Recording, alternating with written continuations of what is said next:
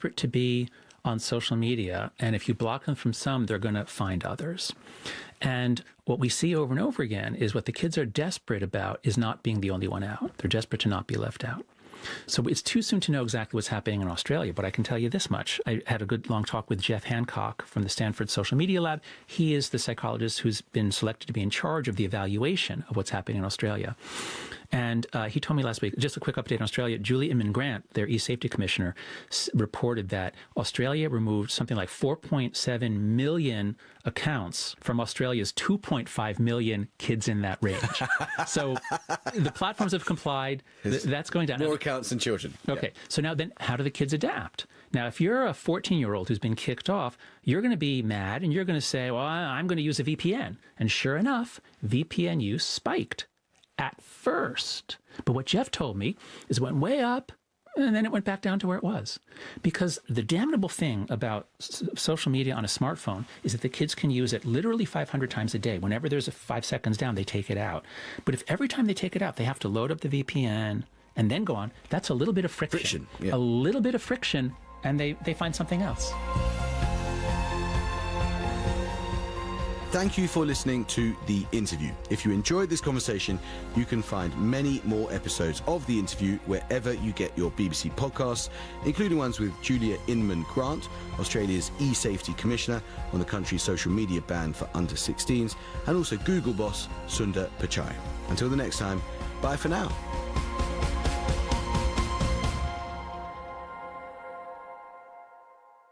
From the BBC, that was The Interview. I'm Saroja. Well, good Tuesday morning, everyone. I'm Marcy Marcusa. Thanks to Faith Fundal for filling in for me yesterday here in Information Radio. You're listening to CBC's Morning Show, 89.3 FM, 990 AM on the app and on YouTube. It's mostly cloudy to start our day here, and it is minus 10 in Winnipeg. And just looking around the province, your cold spot this Tuesday morning is Tuduli Lake at minus 34. Your warm spot is Sprague at minus 4.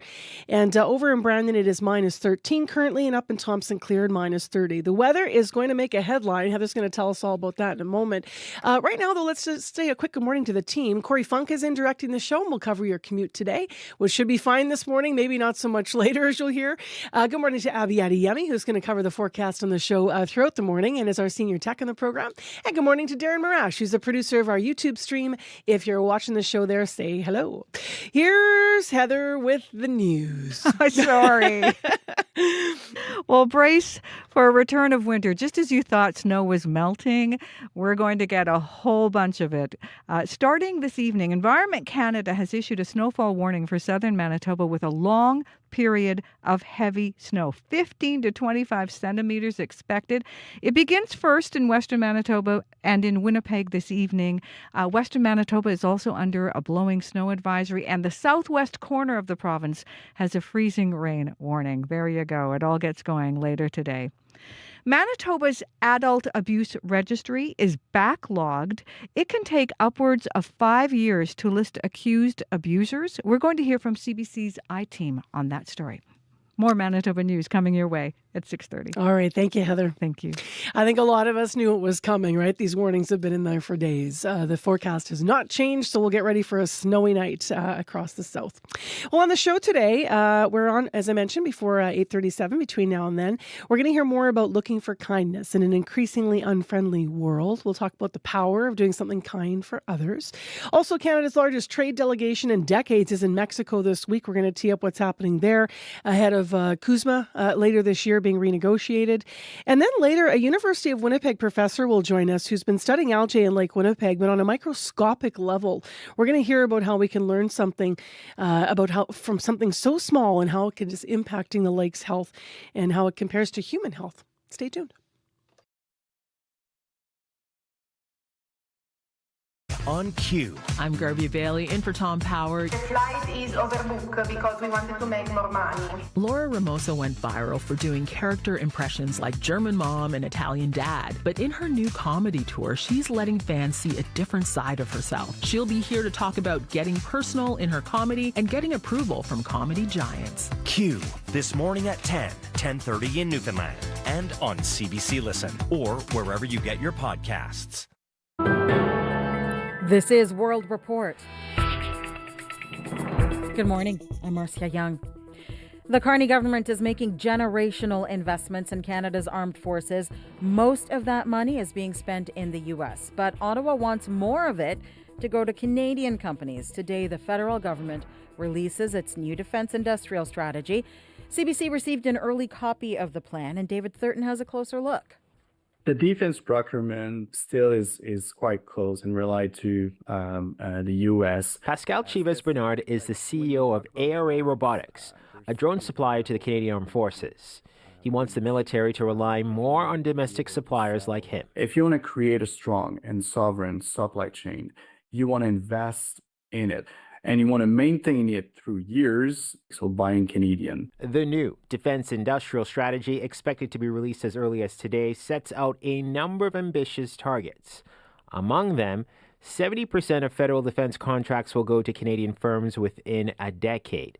Much of the current spending goes to America, as Prime Minister Mark Carney has already aligned. We're spending over 75 cents on every dollar of capital spend for defense goes to the United States. Right. That's not smart. The strategy envisions Canada's defense industry competing globally, boosting exports by 50% by 2035.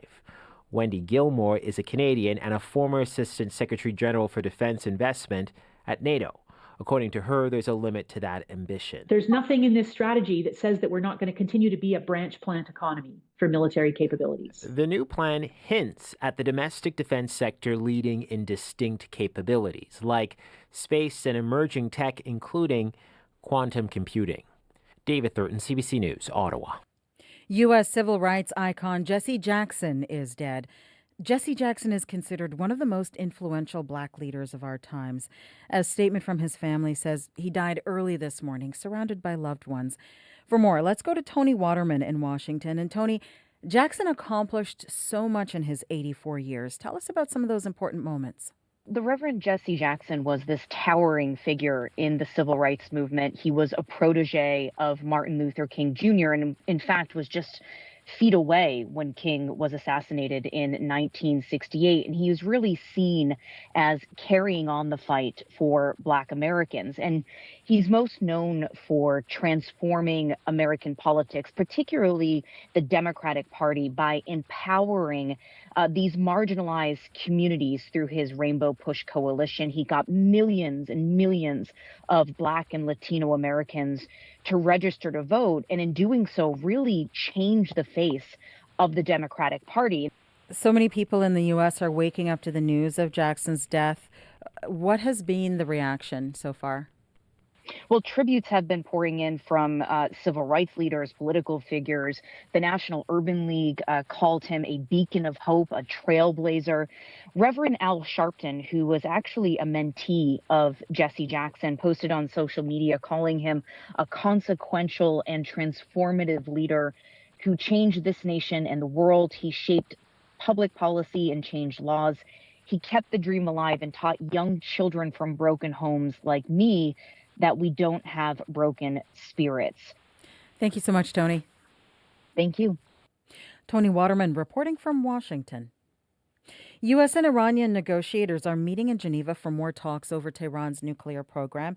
It comes as the U.S. continues to build up its military in the region. U.S. President Donald Trump is threatening an attack if he does not get the deal he wants. Crystal Goman-Singh reports. In the Iranian capital, people know the stakes are high.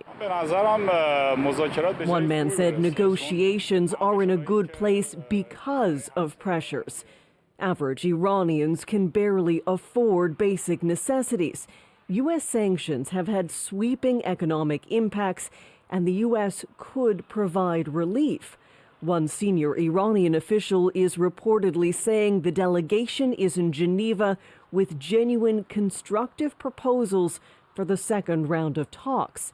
U.S. President Donald Trump is sending his special envoy Steve Witkoff and son-in-law Jared Kushner, but stated on board Air Force One he'll be involved indirectly in the talks. And they'll be very important. We'll see what can happen. Both sides talk about diplomacy while flexing their military might. The U.S. deployed aircraft carriers to the region. Iran staged drills in the Strait of Hormuz Monday, one of the world's busiest oil shipping routes.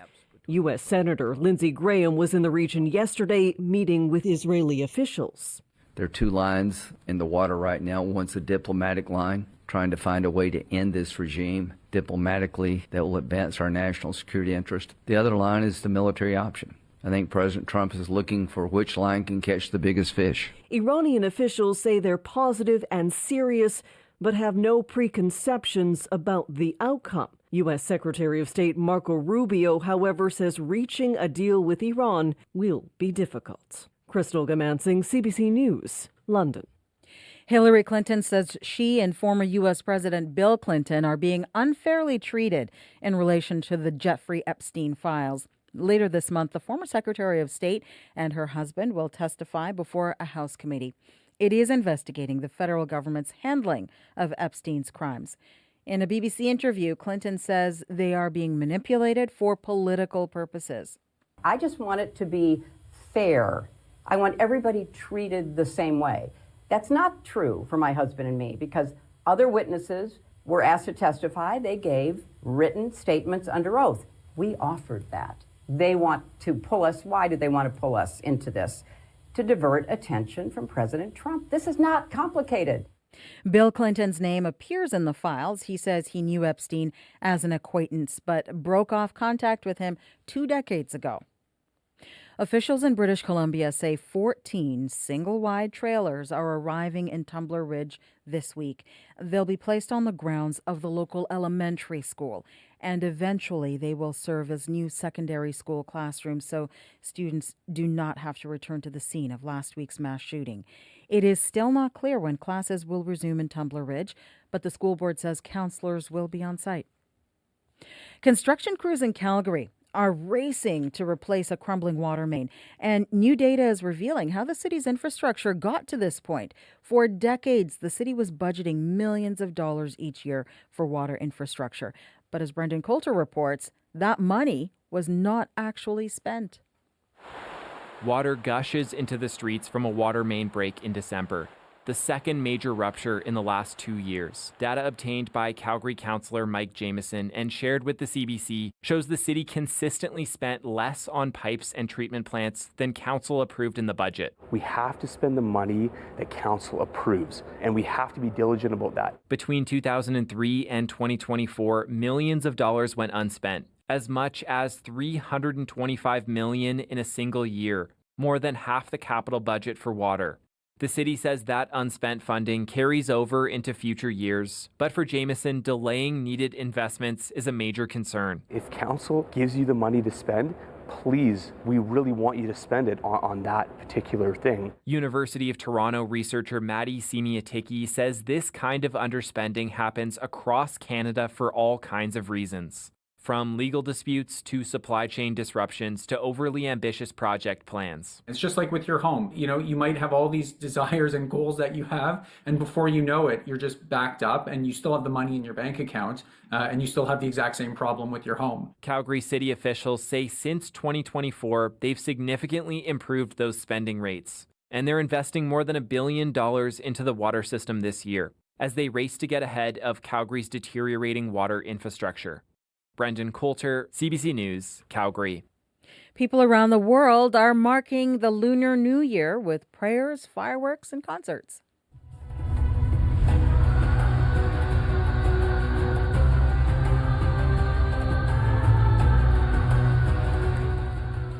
China ushered in the Year of the Horse with its annual televised spring gala.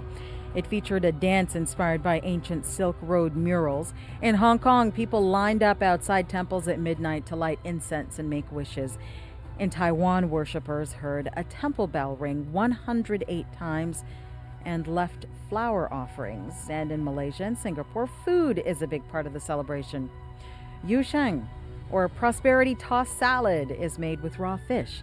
The tradition goes it can only be eaten after everyone has tossed it with their chopsticks.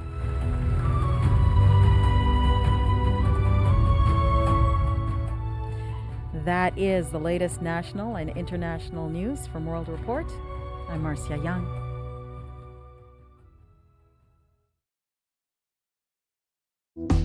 Good morning, Manitoba. I'm Marcy Marcusa. Thanks for joining us. Hopefully you had a great long weekend if you happened to be off yesterday. And we do have snow coming, so pay attention to the weather. Thanks for being here. Especially across southern Manitoba. We're going to hear about that in a moment. Right now, it's mainly clear in Winnipeg. It's -10. It's the calm before the storm, as they say. You are with CBC, 89.3 FM, 990 AM on that app and on YouTube. And this hour on the show, it is National Kindness Week. That is a thing. So what is happening in the world that is making us less kind? I know that might sound like a question that was easy to answer, but how do you change it in your world? We're going to talk about that. Also this hour on the program, coming up at 10 to 8 this morning, 10 to 7 rather, Canada's largest trade delegation in decades is in Mexico this week. We're going to find out more about what they hope to accomplish there, especially ahead of CUSMA being renegotiated. So that's coming up. And we'll hear from the Winnipeg police after parts of their headquarters flooded over the long weekend. So all those stories and more. Speaking of more, Heather Wells is in with Developing Headlines. Good morning. Good morning. Well, the brother of the victim of last week's rooming house fire on Yonge Street is angry to learn the blaze had been deliberately set. Murray Thomas says his 68-year-old brother Greg was a good guy. He says Greg struggled with COPD and would have had trouble trying to escape the fire from his second-floor suite. A 40-year-old man who also lived in that rooming house has been charged with manslaughter. An advocate is renewing calls for social media companies to crack down on illegal content in foreign languages. TikTok recently shut down 2 accounts in Punjabi. They were promoting the availability of what appeared to be opium within Winnipeg. We'll hear more about that in our next local news coming up at 6:30. All right, Heather, thank you. Thank you. Abby Adeyemi, good morning. Good morning, Marcy. So today is, like I said, the calm before we're getting this snow, eh? Yes, the calm before the storm, Marcy. We're tracking this significant winter storm.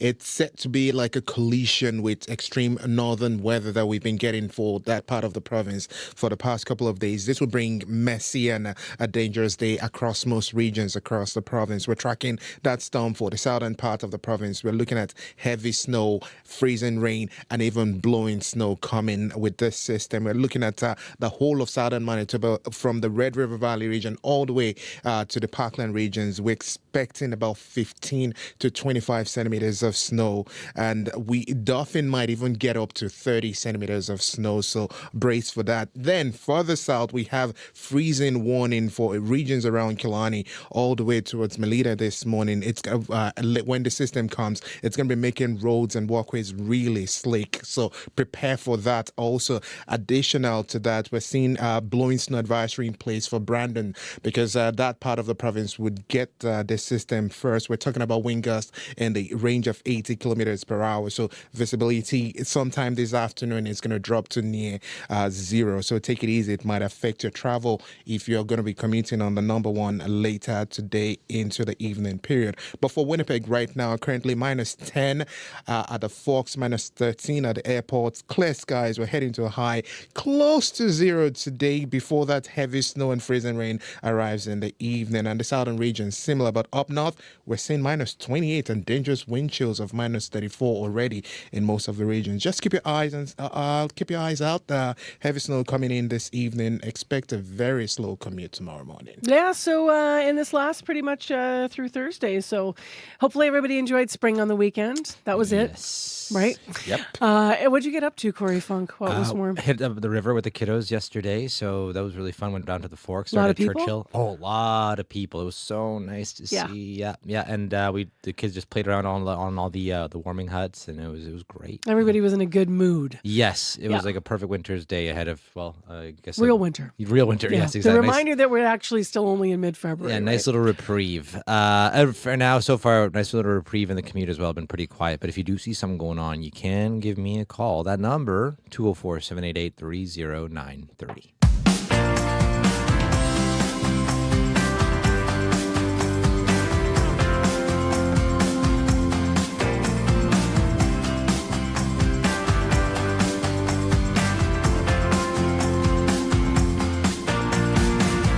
Well, here's a question I get asked Frequently, having worked in the news for so many years, people will ask when it's best for your mental health to take a break from news, how do you work in the business? And the truth is that I've always found at CBC Manitoba, we do a pretty good job of taking care of each other. And so I just fully showing the strings here. They brought in some dogs last week, for example. If you're a pet lover, had a kind of a lunch and coffee and come pat the dogs, rescue animals, things like that. Little things during the workday, like we'll have this bingo we do in our newsroom for 2 minutes. You kind of look up and highlight your bingo card. The fact is, though, if you are immersed in the news all the time, you can start to feel like the world is becoming a more miserable and unkind place. But closer to home, among friends and family, kindness is more tangible and achievable. So we're going to start the show by focusing on that this morning. To mark National Kindness Week, as I mentioned, it is a thing, we're going to look at the ways that helping another person can help affect your mental health in a good way. Laura Kavanaugh is here to start the show. She's a registered psychotherapist and professor of behavioral sciences over at Seneca College. Good morning. Good morning, Marcy. Thanks for having me. Thanks for being here. What's your sense of whether or not the world has become nastier, or are we just exposed to more people and in the bunch there's going to be nasty? Well, I think there's definitely a perception that the world has gotten nastier. And in fact, there was a poll done in Canada that showed that 61% of Canadians feel that we're less compassionate than before. But interestingly, another poll in 2025 showed that Canadians feel as safe or safer in their own neighborhoods than they did 10 years ago.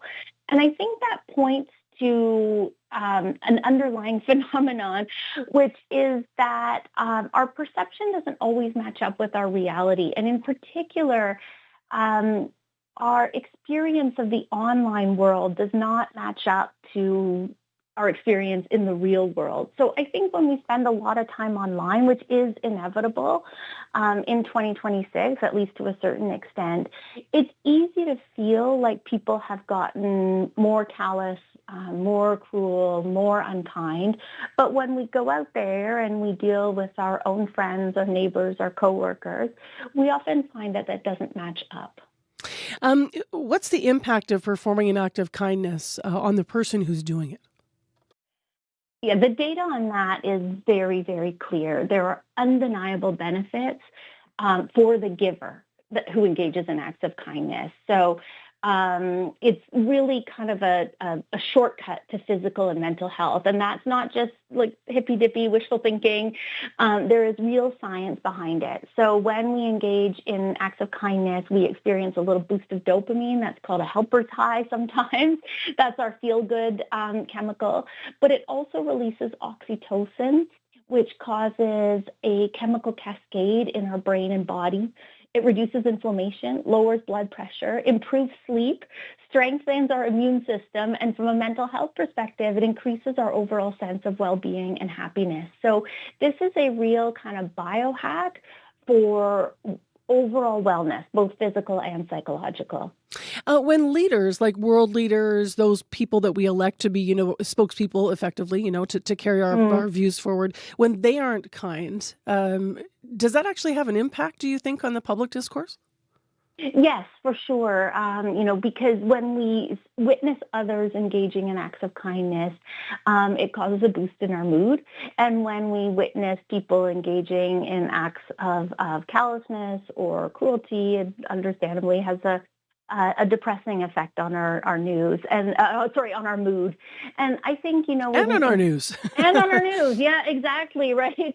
And I think, there's we want to bear witness and we want to be informed. But there is there's a limit on how much we can consume before it really starts to have a serious effect. That there's a dip in mood after 30 minutes and then a really significant one after 2.5 hours.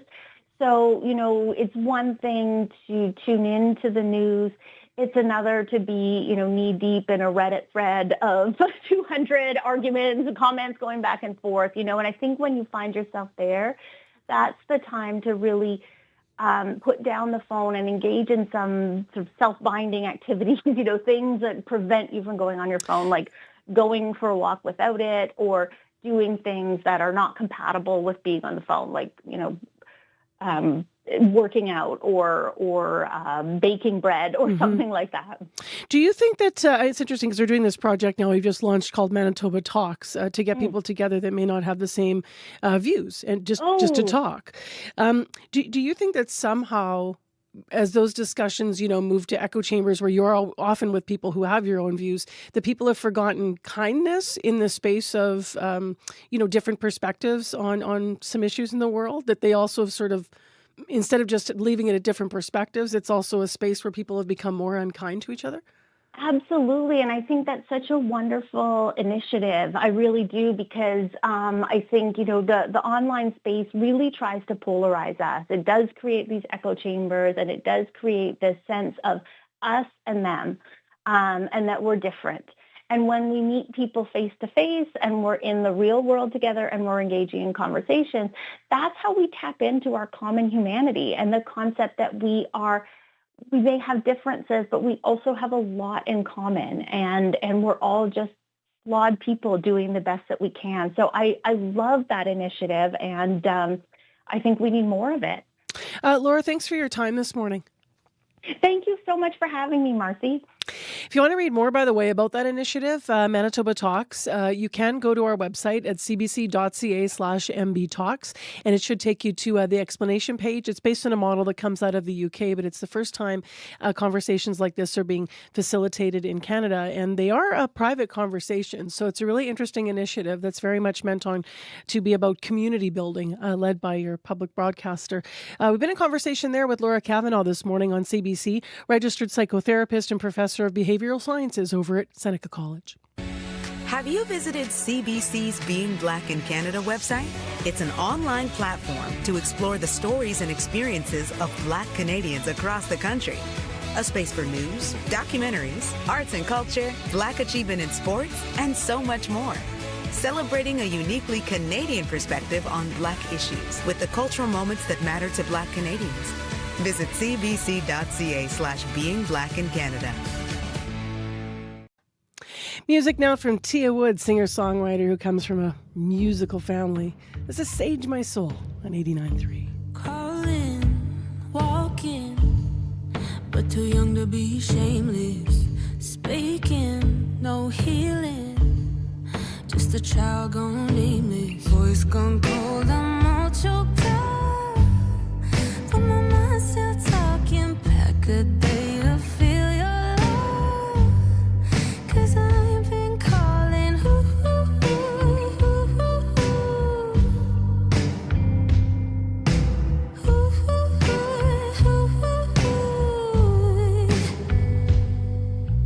Empty out the bottles, 'cause I'm missing every part of you, so sage my soul.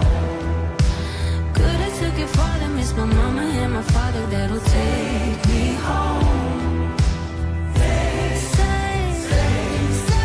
Sage my soul. Burn it to the bottom, 'cause I'm missing every part of you, so sage my soul.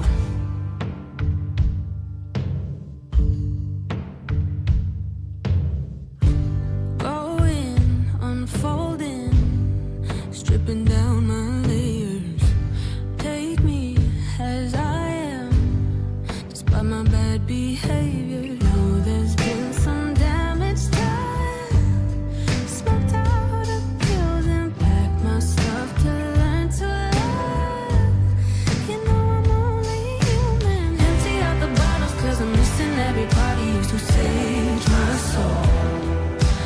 Could've took it farther, miss my mama and my father, that'll take me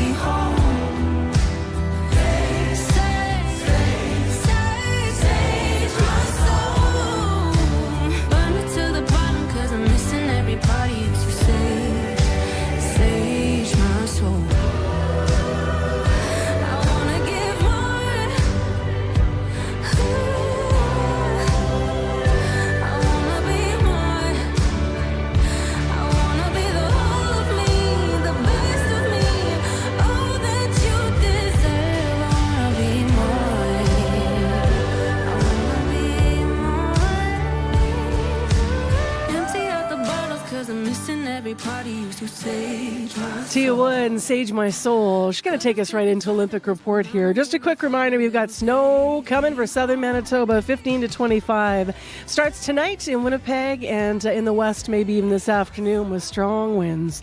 Minus 10, local news will follow Olympic report in just a moment. Sage my soul.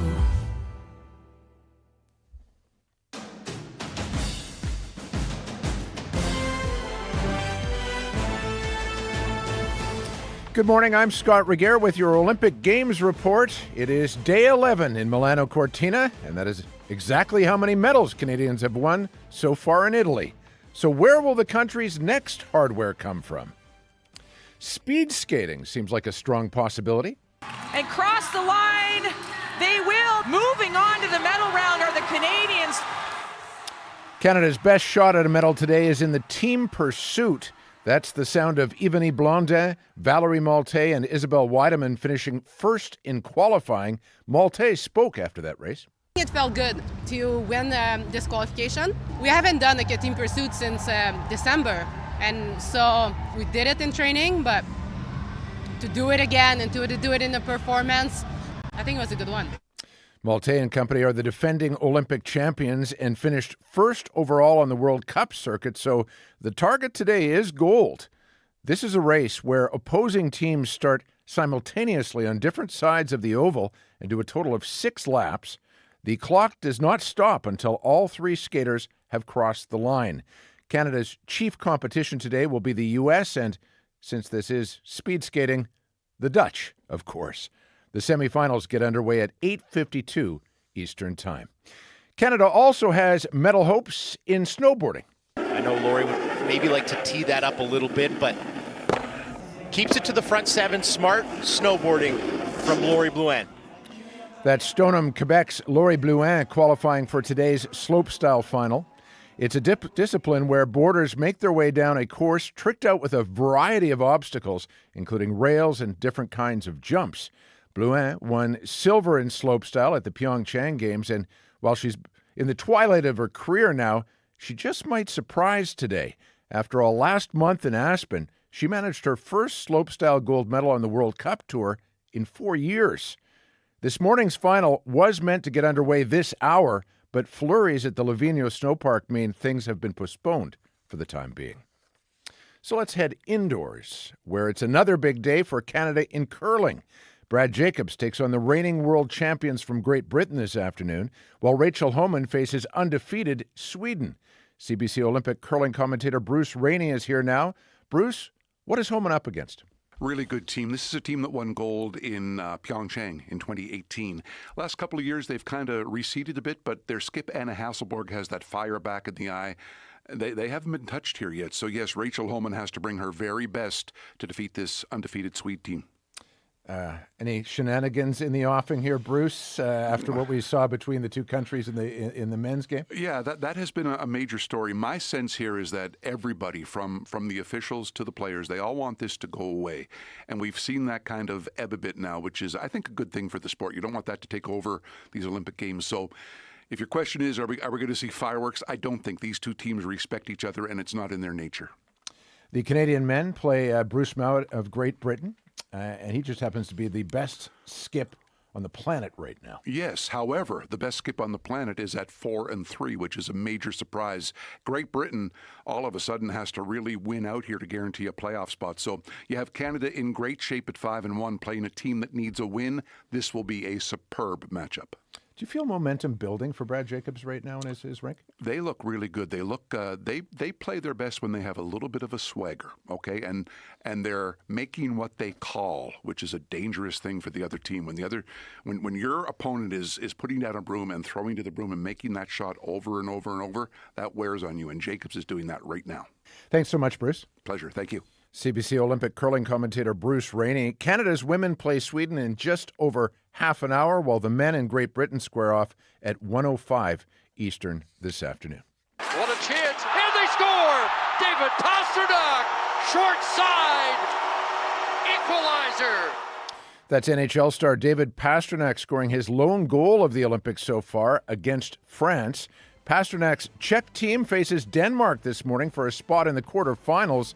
The Czechs have struggled so far at these games, losing to Canada, Switzerland, and even trailing for a while against the lowly French. So could the Danes manage an upset today? And would it even be an upset? We shall see. Canada will face the winner in the quarterfinals. And that is your Olympic Winter Games report this hour. I'm Scott Rigger.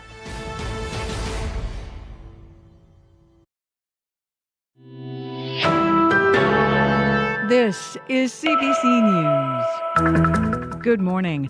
I'm Heather Wells in Winnipeg. At 6:30, it's -10. It is the calm before the storm, and we do have a storm heading this way. Lots of snow expected to begin in the Winnipeg area this evening. Before that, in western Manitoba, we are under a snowfall warning for all of southern Manitoba.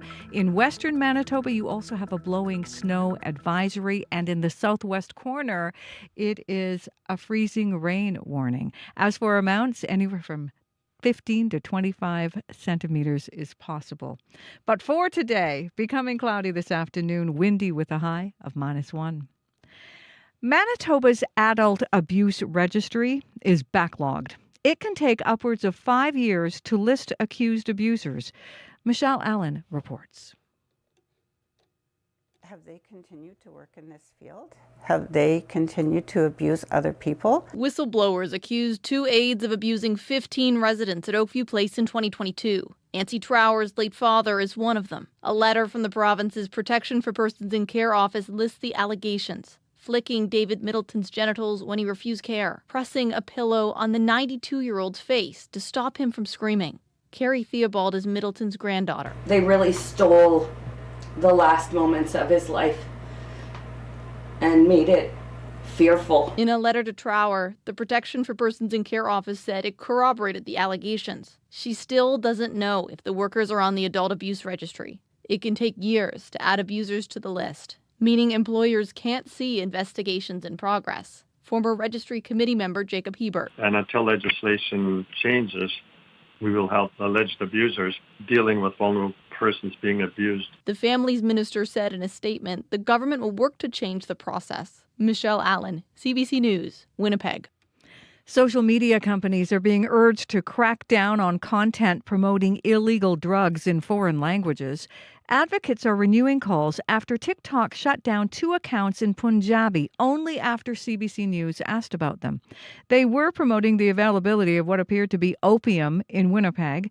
TikTok says it moderates content in more than 70 languages. But Gretchen Peters at Alliance to Counter Crime Online wants more done. Most of the platforms claim that they remove the vast majority of content, which they remove because their own systems find it. We find that those numbers go way, way down once you get out of English, French, and Spanish. And so I'm not surprised that a Punjabi language account slipped under the radar. Manitoba RCMP say the online drug marketplace is a growing threat. Officers fluent in various languages help out with investigations. The brother of the victim of last week's rooming house fire on Yonge Street is angry to learn the blaze had been deliberately set. Murray Thomas says his 68-year-old brother Greg was a good guy. He says Greg struggled with COPD and would have had trouble escaping the fire from his second-floor suite. Thomas learned of his brother's death from police. It was 1 o'clock in the morning, Friday morning. The police came to my door. We saw the video the next day on the YouTube, and I saw the video of them working on Greg right here on the sidewalk. I'm assuming it was him because he's the guy in the stretcher. So that was pretty sad. Thomas says he saw his brother once a month when he took him to run for errands. A 40-year-old man who also lived in that rooming house has been charged with manslaughter. American civil rights leader Jesse Jackson has died. You must never stop dreaming. Face reality, yes, but don't stop with the way things are. Dream of things as they ought to be. Dream. Use hope and imagination as weapons of survival and progress, but you keep on dreaming, young America. Dream of peace. Jackson was a protege of Martin Luther King and was at the forefront of the U.S. civil rights movement for decades after King's assassination.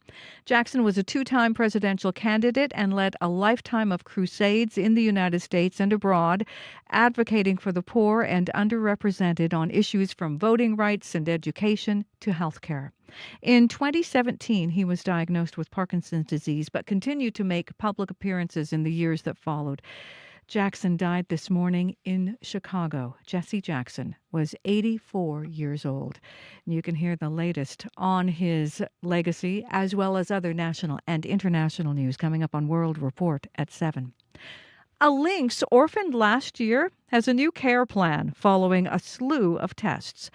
Lumi was taken into Wildlife Haven in Ile-des-Chênes after an eye injury. That was back in August. Executive Director Zoe Nakata says a few months later, the lynx developed seizures, so Lumi was sent to Ontario for special MRI and neurology assessments. To do something like that on a lynx is unique, doesn't happen every day, and in fact can't even happen here in Manitoba. So we worked with our friends at the National Wildlife Centre and at the Ontario Veterinary College, and we transported Lumi to Ontario. The tests there revealed Lumi likely suffered a brain injury and caused her to develop trauma-induced epilepsy. She needs medication for the rest of her life to control those seizures, so Lumi the lynx will eventually live at Assiniboine Park Zoo. You can find the latest news updated throughout your day at cbc.ca/Manitoba. All right. Thank you, Heather Wells. Thank you. Well, let's get ready to shovel. Yep, Marcy, a major winter storm coming our way, especially for the southern part of the province. We're looking at a dangerous mix of heavy snow, freezing rain, and even blowing snow because of the high winds that will be coming with that. We're talking about gusts all the way up to 80 kilometers, and some areas might even get 90, hence the yellow snowfall warning we have for, and also blowing snow advisory in effect for western Manitoba and the Red River Valley region. We're looking at snowfall warnings up to 30 centimeters in total. If you're looking at what Dauphin will be getting today, when the system comes. For Winnipeg right now, we're around minus 13. Clear skies outside. Morning temperatures hovers around minus 14 before we reach that high of 1 this afternoon under a mix of sun and clouds. We're going to see some breezy conditions from the east, and that will pick up as we prepare for the snow to sweep in. A risk of freezing rain also expected tonight. Similar conditions we're seeing in the Pembina Valley region, heading to a high of 1 degree, currently minus 8 and clear now. Brandon is at 13 and clear. Dauphin is at 15 and cloudy. Gimli is at 16, expecting a mix of sun and clouds. And if we look up north the path, Flin Flin, we're seeing temperatures hover around minus 23, minus 24, partly cloudy there. Thompson at minus 27. And if you look at conditions around Tuduli Lake at this time, we're seeing minus 36, and some areas already seeing minus 37 in that part. Clear conditions, extreme wind chills around minus 44, frostbite in minutes. So take it easy. For Churchill, we're looking at drifting snow in that part of the province around minus 29, minus 30 at this time. We'll see highs close to minus 24, though the wind chill feels like minus 43. So overall, Mercy, the province is bracing for this major winter storm in the southern part of the province. Winnipeg right now, we're looking at minus 13, and it's clear outside. All right. Thanks very much, Abby. Thank you. Corey Funk, the commute. You better rest up today, I think. I know. Maybe I should just take the rest of the day off here, I think, because tomorrow's going to be busy with that snow coming. But right now, it has been very quiet, very lovely. I can tell you even yesterday, just from being on the river trail, it was beautiful there yesterday. Started to actually get a little slushy under the bridges, though, so heads up there. But other than that, though, been very quiet commute on highways, looking good, too. But tomorrow, that'll be a different case. So write down this number so that you can maybe give us a call tomorrow, because I imagine there's going to be some... Stick it on speed dial. Yeah, exactly. Text us. Yeah, 204-788-3093. All right, Crystalie Ramlakan has more numbers for us in our business news, which is coming up next. Hello to you. Hey, good morning, Marcy. So the inflation numbers are going to come out this morning. What are we expecting? Yeah, so economists expect inflation will hold steady at 2.4%, but a temporary tax break last year, remember that break on GST and HST from the federal government, at restaurants and grocery stores is expected to show up in higher food inflation. And some economists believe inflation will even accelerate as the tax changes from a year earlier distort the annual price comparisons. Rising costs for staples like coffee and beef are also driving food inflation. And today's data will be the Bank of Canada's first look at the inflation picture since it held its benchmark interest rate steady at 2.25% last month. Well, we will see. Let's go to something else here. A reborn federal rebate program for electric vehicles launched yesterday. We've talked about it in the lead up. Some auto dealers already have their guard up, though, I understand. Yes, that's right. So let me explain just the rebate first. So Canadians can now access up to $5,000 in government rebates toward the purchase of EVs that cost under $50,000, and plug-in hybrids will be eligible for $2,500. And the return of the program is being welcomed overall by car dealerships, but like you said, some are worried because the government's portal to submit reimbursement claims won't be launched until April. And dealerships are supposed to apply rebates directly and then send in claims for reimbursement. And the Canadian Automobile Dealers Association says the process amounts to dealerships fronting the money on behalf of the government. So the association says dealers are small, independent businesses, and when there have been historic problems, Transport Canada has not always shown flexibility to solve the problem. But Transport Canada says it temporarily reopened the rebate program for a month last summer to allow dealerships to submit claims that had not yet been paid.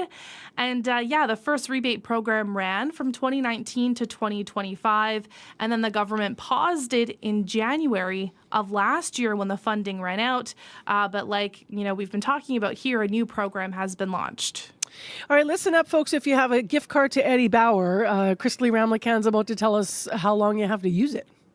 So you have just under a month to use it. Gift cards and loyalty points will be accepted until March 12th at stores closing in Canada and the U.S.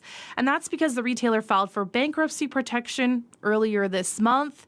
Catalyst Brands, which runs Eddie Bauer stores, is looking to sell the business while it liquidates its Canadian and American shops. So all sales at those stores are going to be final. But online shopping and wholesale operations are actually not affected, and that's because they're run by a separate company which did not file for creditor protection. And stores outside of Canada and the U.S., if you happen to be traveling, are also not affected. And in other retail news, if you still have a gift card from Toys R Us Canada, you are probably out of luck. The chain stopped accepting gift cards yesterday, and the retailer also began creditor protection proceedings this month. And, Marcy, when it made that filing, court documents show the company had more than $36 million in outstanding gift card obligations. Oh, no. That's a lot of people. So hopefully they use them. Finally, before you go this morning, video doorbell company Ring has canceled now a partnership following that controversial Super Bowl ad. Can you walk us through the news? So the Amazon-owned company has canceled its partnership with technology firm Flock Safety. And like you're saying, this comes after weeks of backlash and that Super Bowl commercial, which advertised a feature for finding lost pets that sparked concerns about unwanted surveillance. Did you end up seeing that one? I didn't actually, no. But I'm sure people have heard about it. And in the commercial, they show a lost dog being traced from porch to porch through these interconnected devices. People were a little bit wary when they saw that. And the company had planned to integrate Flock, which makes cameras for reading license plates, into its community requests feature that allows law enforcement to request video footage. But now Ring says it determined the integration would require significantly more time and resources than anticipated, and as a result, it's canceling the integration. And Flock says ending the partnership was a mutual decision. Now, Flock and Ring have both faced criticism related to their relationships with law enforcement. A report from independent publication 404 Media last year indicated Flock's technology had been used in immigration investigations. Now, Flock has repeatedly disputed that report, And both Ring and Flock have said they do not have relationships with ICE in the U.S. All right, Crystal Lee, interesting story. Appreciate your time. Okay, thanks, Marcy. Crystal Lee Ramlicans here every day with business news on CBC.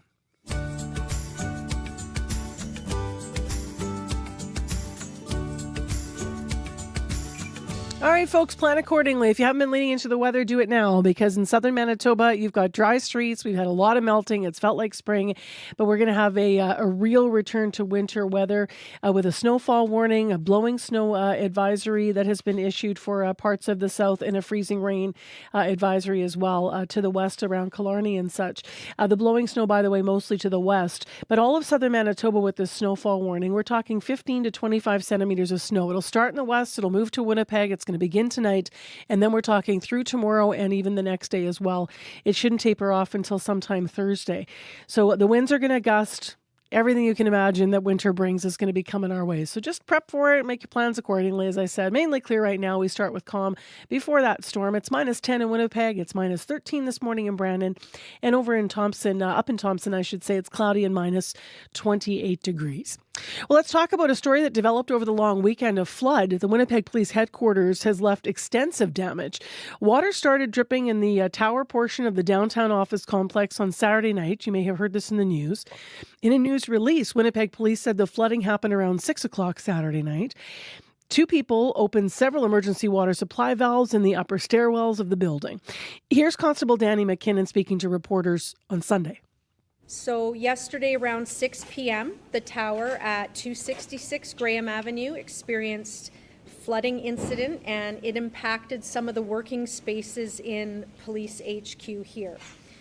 Although this disruption occurred after regular reporting hours, because station duty is open 7 days a week from 8 a.m. to 5 p.m., although it was after hours, a social media notification was issued to inform the community. Preliminary information suggested possibly a water main break, then possibly a ruptured pipe overhead, and eventually further investigation quickly determined that 2 individuals had opened several emergency water valves in the upper stairwells of the tower at 266 Graham. Within minutes, as you can imagine, significant water pressure built up in the pipes and forced water into the stairwells of the tower, which flooded some areas of police headquarters as well. Unfortunately, the release of this amount of water caused extensive flooding damage. And the extent of this damage, however, is still being assessed and will take some time to fully evaluate. Police identified 2 suspects and quickly disseminated the information to the general membership, and officers from our General Patrol Unit, our Cadet Unit, and Major Crimes extensively searched the surrounding area. After a couple of hours, these 2 people were located in the 200 block of Graham, so quite close by, and taken into custody. They were turned over to the Major Crimes Unit for additional investigation. And I can tell you that a 51-year-old man and a 36-year-old woman are both facing charges of mischief over $5,000 times 6, and they were released on undertakings. Uniform operations is not impacted by this flooding incident, okay? So that means dispatch calls will still work the way they normally do. You know, safety is important, so we have to make sure that our staff is safe. We also have to make sure anybody who's in custody is safe, and part of the process as well is this assessment of any damages. We would just like the community to stay online and look for the updates. We've closed today. I don't know what tomorrow will look like, but we promise that we will give day-to-day updates and alternatives if necessary. So that is Constable Danny McKinnon speaking to reporters on Sunday about what happened with the flooding at the Winnipeg Police headquarters in Winnipeg. If you saw the video and the images, they were just rolling them again on our YouTube feed. What a mess. They're going to still be probably mopping up from that today. The water just flowing through those stairwells. You can see that story at cbc.ca/Manitoba. Local news is in decline across Canada, and this is bad news for all of us. With less local news, noise, rumors, and misinformation fill the void, and it gets harder to separate truth from fiction. That's why CBC News is putting more journalists in more places across Canada, reporting on the ground from where you live, telling the stories that matter to all of us. Because local news is big news. Choose news, not noise. CBC News. How's your Tuesday morning going so far? I want to thank Faith Fundal for filling in for me yesterday on Lunar New Year. What a nice weekend it was to be out and about if you happen to have the long weekend off, as I did. And of course, Festival is now in full run over in St. Boniface. And the River Trail, Corey was saying he was down on it. Lots of people taking advantage of that this weekend in southern Manitoba and through Winnipeg. So really lovely. Calm before the storm, as we continue to say this morning, as we're going to get that snowfall later today. Well, Canada has a huge trade delegation in Mexico this week as the federal government continues its strategy on diversifying economic ties away from the U.S.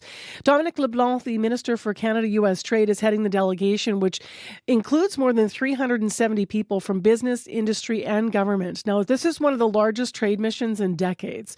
Ryan Tumulty is here to talk more about it, political reporter with the Toronto Star. Good morning. Good morning. So Mexico's already Canada's third largest trading partner. Obviously, CUSMA's coming up to be renegotiated. What are the specific objectives for this huge delegation, Ryan? Yeah, I mean, I think this trip is about diversifying trade. We've heard the Prime Minister talk a lot about this. He said that, he's looking to double non-U.S. exports over the next decade. That is a big lift. And I think it probably makes sense to start with someone we're already trading a lot with, someone who's nearby. So certainly I think that's what this is about. It's also about, treating Mexico as a nation that we can trade with independent of our deal with the U.S., not just a part of CUSMA, but a big market that Canada can do a lot of business with. Which sectors are specifically the focus of this particular trip then? Yeah, so the government has identified 5: agriculture, advanced manufacturing, clean energy technology, the communications technology, and our creative industries, so things like film and television production. But certainly, I think there's a wide net being cast here. I think a lot of businesses are interested in this. You'll hear politicians talk about this a lot, that we are the only G7 country with a trade deal with every other G7 country. But Canadian businesses have not taken advantage of that as much, certainly as much as politicians would like. And I think that's because America was there. It was a comfortable, reliable, giant customer. It's not any of those things anymore. And so, I think there's more of a desire among Canadian businesses to find new customers than really ever before. You mentioned CUSMA, as did I, but as you rightly pointed out, this is also about something bigger than that. But how do you think that this could set up or affect the strategy around, CUSMA renegotiations later this year? Well, I think it's definitely something that we'll be watching for, because, in the first CUSMA negotiations in the Trump administration, the first Trump administration, Canada and Mexico really worked in tandem in those negotiations almost all the way until the end. And then there were some divisions towards the end, but, they were trying not to be played off against each other. And I think there's a desire for that to happen again, certainly on the Canadian side. Don't know on the Mexican side, but certainly on the American side, there is a lot of interest in dividing us, in negotiating with us sort of independently and playing off each other. So I think it'll be interesting to see, what sort of talks happen with Canada and Mexico as we go into these negotiations. Let's talk about Janice Charette and who she is. Prime Minister Mark Carney just appointed her a chief trade negotiator to the U.S. Tell us a bit about her. Yeah, sterling resume. She's a career public servant. She was clerk of the Privy Council twice. That's not a job you normally have twice. That's the highest ranking bureaucrat here in Ottawa. And, she held that position under Harper and she held it under Trudeau. So she's got a lot of cross-partisan support, well-liked there. She was also our High Commissioner in London, and I think was well thought of in that diplomatic post. So certainly comes with the right experience for this. She's also, been close to Prime Minister Carney since he got into politics. She had left government when his leadership race began, and she advised on that leadership race. She certainly advised on the campaign. I remember seeing her traveling with the Prime Minister during that. So yeah, she's got a lot of experience and is close enough to the Prime Minister, I think. And her greatest challenges in the immediate months ahead, what do you think? It's Trump. There's really no other challenge that isn't Trump. We have seen him, demand really harsh terms in negotiations with other allies. We have seen him sign deals and then break them within days or weeks. So she has to, get a deal that is good for Canada. Because, with them being our major trade partner, we can't afford a bad deal with the U.S. So she has to get a good deal. She has to get a deal that Trump can live with or can agree to and sign on for. And somehow she has to get a deal that he will respect over the long term. And so that's going to be a major challenge. All right, Ryan, thanks very much for teeing all this up for us. Appreciate talking to you always. No problem. Take care. Live on CBC's Information Radio, that's Ryan Tumulty, political reporter with the Toronto Star. Well, I just want to mention where we're going to be a week from tomorrow. Corey and I are going to be taking the show on the road. Darren and Abby are going to make sure we look good and sound good back here. But we're going to the Forks, actually. We have asked the Forks if we can come there and just do a show talking about Winnipeg as a winter city and also talking about winter commuting as we are halfway through now the month of February. So what the show is going to be full of is, down up and down the river trail, hearing from you, your stories about the winter commute, why you do it, how you do it, what the challenges are. Also, though, looking in a wider way at the city of Winnipeg and how positioned we are to be a winter city, where we're succeeding and where we still have work to do. So we're still very much setting up our programming. But if you want to call us and be part of the show, whether you're a commuter or maybe you're a business that relies on winter weather, or you have an idea for a business that you can't get up and running because we're not quite there in terms of what you need to succeed, let us know. Pitch us a story. You can always email us, radio893@cbc.ca, or you can call us at 788-3205, and we'll also get that message on the listener line. Well, speaking of being a winter city, as you've been hearing, we have quite a storm coming our way. A lot of snow is going to fall for us starting tonight. In western Manitoba, actually starts this afternoon. In Winnipeg, it starts tonight. This is going to affect all of the south. A high of -1 in Winnipeg. Winds are going to be 30 to 50 in our city, becoming cloudy this afternoon. The snow at times heavy tonight. Freezing rain is going to be part of the picture as well. Overall in the system, we're talking 15 to 25 centimeters expected, and that is going to run right through Thursday. If you see any problems on your commute this morning, however, before all of this starts to develop, you can give us a call, and the number to call is 788-3093. That is the commuter line, and then we'll pass it along here. But so far, so good on your morning commute. Well, still ahead in the Tuesday edition of Information Radio, when you look at Lake Winnipeg, you might ask, how viral is it? I'm hoping to get the general public to have a higher understanding of viruses in the environment and how critical they are to all organisms and not just us. Playing with words there. University of Winnipeg professor is the first person to study the relationship between algae and viruses in Lake Winnipeg. More on her interesting work coming up on the show. Also, speaking of viruses, unfortunately, we are going to be talking about measles today on the show. One of the things that we are asking an epidemiologist to weigh in on is whether or not the province of Manitoba should look at mandating vaccinations against measles.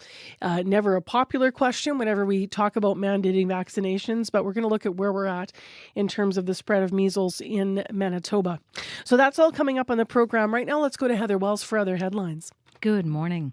Well, the brother of the victim of last week's rooming house fire on Yonge Street is angry to learn that blaze had been deliberately set. Murray Thomas says his 68-year-old brother Greg struggled with COPD and would have had trouble escaping the fire from his second-floor suite. A 40-year-old man who also lived in that rooming house has been charged with manslaughter. Manitoba's adult abuse registry is backlogged. It can take upwards of 5 years to list accused abusers. We're going to hear from CBC's I-Team. Those stories and more coming up in our next local news at 7:30. All right, thanks, Heather. Thank you. Also, what's old is new again. In the next hour of the show, do you have something that is broken in your house and you don't want to pay to buy a new one? A new series of events happening in Winnipeg's West End is actually looking to help. Imagine repairing things. Stay tuned. We're going to take you there in the next hour. Right now, though, it's time for World Report, the latest in national and international news right here on CBC. Stay with us. It's 1 minute to 7.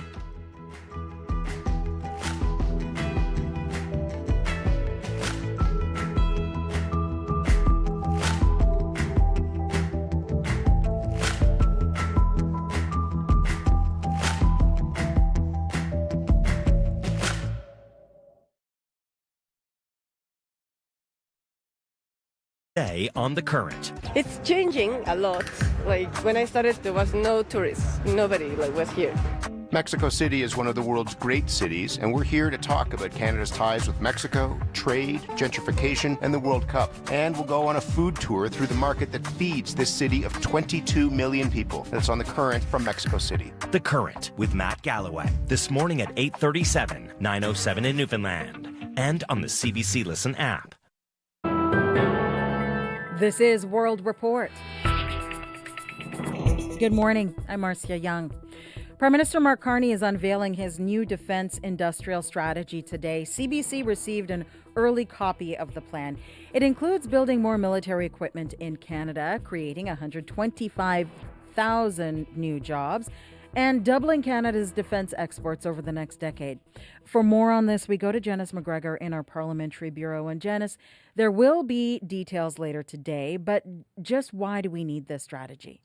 Marcia, the Carney government is framing the billions and billions it's about to spend as a historic opportunity, not just to increase military capabilities, which of course it wants to do, but compared to other sectors. Think about the bang for the buck. Defense companies invest a lot on research and development, more than 3 times actually, as much as other Canadian manufacturers. And while there are, of course, multinational military firms, in Canada, 92% of the companies in this industry are small and medium size. So one of the goals of this strategy is to help scale up those businesses to not only meet Canada's needs, but start exporting as well. In a country as vast as Canada, infrastructure partnerships, especially in the Arctic, are key. Airports, roads, ports, supply chains generally. What supports the military can also help nearby communities. And of course, the context for this is Canada's increasingly uncertain trade relationship with the U.S.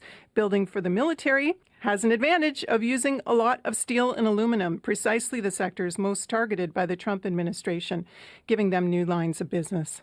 The government is talking about selecting businesses to be strategic partners, but how is it defining a Canadian defense company? Yeah, it doesn't. That's the thing. It's kind of left in the eye of the beholder. And that gives rise to the possibility that while this is intended to boost Canadian innovation, homegrown companies, in fact, a lot of the procurement could come from foreign investors that set up subsidiaries here. On the other hand, is that investment such a bad thing? You require a lot of private sector capital to do this stuff.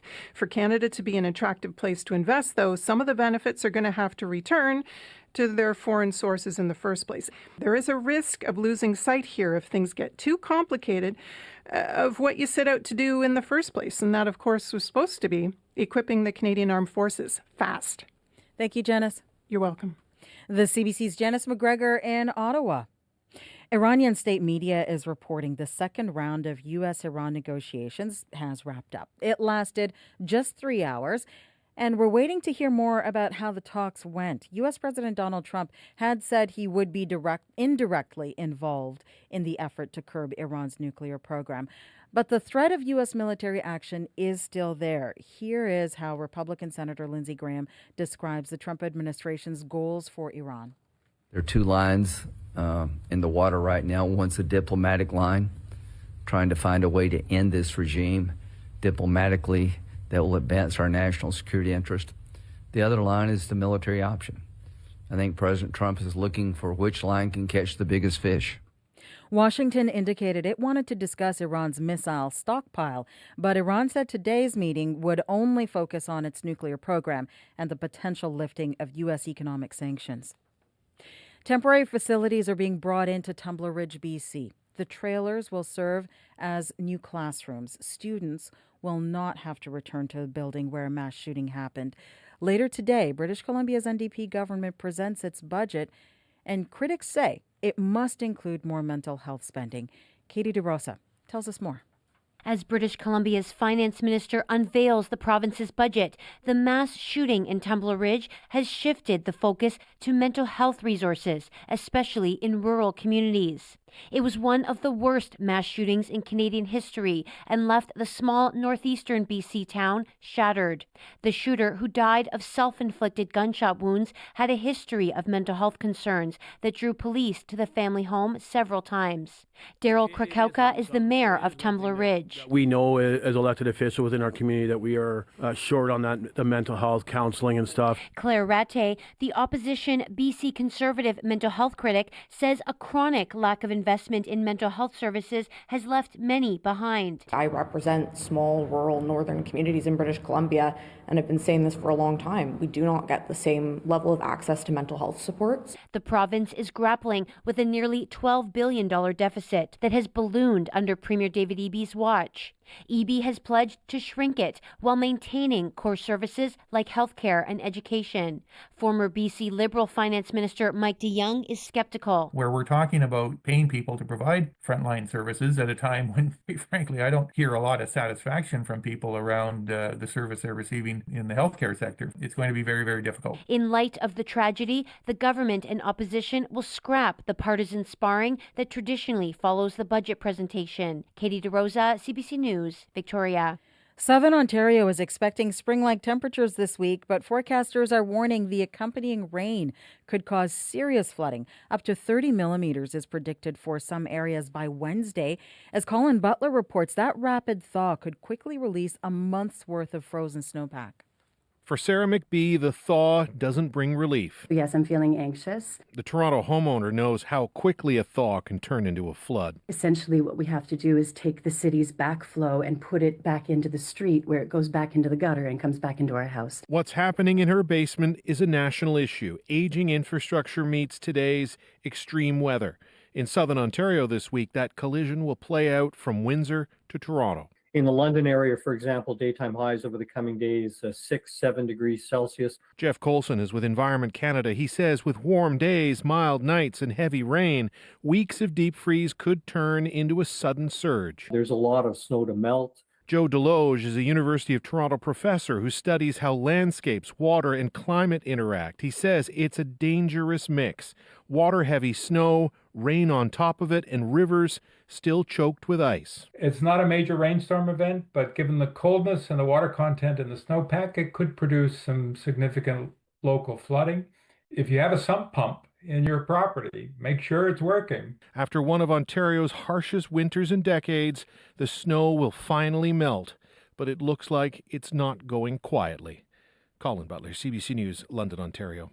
This morning at Milano Cortina 2026, the attention is on Canada's women's speed skaters. The team brought home gold in Beijing 4 years ago, and as Chris Reyes reports today, they're hoping for a repeat. We're a team of Madame, like a ladies' team. With an Olympic medal to defend, speed skater Valerie Malte describes what it's like to skate with Ivani Blondin and Isabelle Weideman. They head into the women's long track team pursuit medal race today as the team to beat.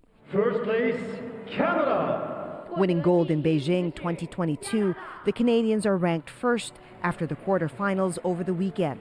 Weideman says she gave it her all. I had nothing left, and I usually cross the line and I can't really see, and I just rely on Val behind me to tell me. She's usually screaming if we do good. So the Canadian women already have some Olympic hardware. Malte won an individual bronze at these games in the 3,000 meters, while Weideman and Blondin are both multiple medalists from past Olympics. We're 35, and 30 years old, and we've been together for 8 years, and we know how to do these things. We just need to lay it out there on the ice. Women's team pursuit is 6 laps. Semis and finals will be raced back-to-back. Chris Reyes, CBC News, Milan. Jesse Jackson has died. He was one of the most significant U.S. civil rights leaders of the 20th century. Jackson was raised in the segregated South. He was a Baptist minister and a close associate of Martin Luther King Jr. You must never stop dreaming. Face reality, yes, but don't stop with the way things are. Dream of things as they ought to be. Dream. For more than 7 decades, Jackson advocated for people who are poor and underrepresented. He channeled cries for Black pride into corporate boardrooms, and he pressured businesses to make America a more open and equitable society. Jackson ran twice for the Democratic presidential nomination. He even made an appearance on Sesame Street. I am somebody. I may be poor. But I am somebody. I may be young. In 2017, Jackson revealed he had Parkinson's. He had been admitted to hospital in November. In a statement, his family says he died peacefully surrounded by his loved ones. Jesse Jackson was 84 years old. I am somebody. I may make a mistake. But I am somebody. My clothes are different. My face is different. That is World Report. I'm Marcia Young. My hair is different. But I am. Good morning, Manitoba, and hello, Winnipeg. I'm Marcy Marcusa, and nice to be back after the long weekend. Thanks to Faith Fundal for filling in. You're listening to CBC, 89.3 FM, 990 AM on that app and YouTube. This hour on the program, we have a number of things to get into. One of them is an investigation by CBC's I-Team. So coming up at 10 to 8 this morning, Manitoba's Adult Abuse Registry is meant to protect the province's most vulnerable. But some say it is failing to keep alleged abusers out of the healthcare system. So we are going to hear more about what the I-Team has found. In addition, at 7:40 to something completely different. Have you ever had something in your house break and then you thought to yourself, I wish I knew how to fix that? Or maybe I wish it were back in the day when there were places that could fix those things? Well, the Spence Neighborhood Association is coming to their rescue. They've got a bit of a repair cafe event going on, and we're going to tell you all about it.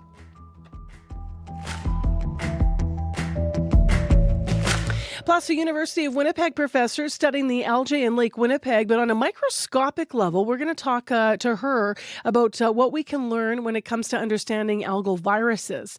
So we talk about the blooms a lot, but what are the viruses and how are they going to affect and impact what's living in the lake and, of course, the water as well. So stay tuned for that. Right now, let's go to Heather Wells. She's live with details and other stories in our news center at 11 minutes past 7 a.m. Hi, Heath. Hi there. Good morning. Well, an advocate is renewing calls for social media companies to crack down on illegal content in foreign languages. TikTok recently shut down 2 accounts in Punjabi. They were promoting the availability of what appeared to be opium in Winnipeg, but they were only taken down after CBC News asked about them. We're going to hear more on this story. As well, the province is ready to start chopping river ice. Starting today, remote-controlled units and a trio of amphibixists slide out. The annual ice cutting begins on the Red River to reduce chances of jams and flooding. I'll be back with more Manitoba news at 7:30. All right. Thanks, Heather. Thank you. Well, they better giddy up and get going because it's not going to be nice later to be doing anything outside. If we enjoyed the melting over the long weekend, Abby, this snow that's coming is really going to change our landscape entirely across the south. Yes, Marcy. We are in for like that long period of heavy snow that's going to be starting tonight in most of the regions down south. We're talking about 15 to 25 centimeters. Though some areas around the Parkland region towards Dauphin might even see 30 centimeters before things taper off Thursday morning. In the southwest, we have blowing snow advisory and a freezing rain warning also active. Communities around Killarney should prepare for icy surface this afternoon before the rain switches over to snow, while we'll see some winds coming from the east, really gusting all the way to 80 kilometers. Visibility will be near zero for regions around Brandon sometime this afternoon when that system hits. So be be prepared for that. That might impact your commute home today. For Winnipeg right now, we're looking at temperatures hovering near 14 degrees. We're heading for a high of 1 later today before the heavy snow and gust of winds arrive this evening. Across the south, a mix of sun and clouds in play later. 14 degrees also we'll see in most of the regions, and we'll see highs near 1 degree. While up north, we're looking at temperatures between minus 26 and minus 32 and minus 35 in Tuduli Lake at this time. So it's more like a wild weather day in the province. We're bracing for the storm across board. I know. And I just took down my wreaths finally yesterday. Maybe I should put them back up, my outdoor wreaths, yeah. All right, Corey Funk is here to talk about the commute. It's good news so far? So far, quiet for now. Haven't heard of any major issues out there yet. I'm curious with that wind starting to whip up in the west, though, if that's going to mean some visibility issues for folks on the highway. So we'd love to hear from you. If you're walking, biking, driving, if you're on the river trail, give me an update. What are you seeing out there? I imagine it might be a little bumpy on the river trail today. It was slushy kind of yesterday because there's so many people and so warm. But maybe, so I'm curious to see if you have any updates for me if you're on there this morning. Give me a call on the CBC commuter line, that number 204-788-3093.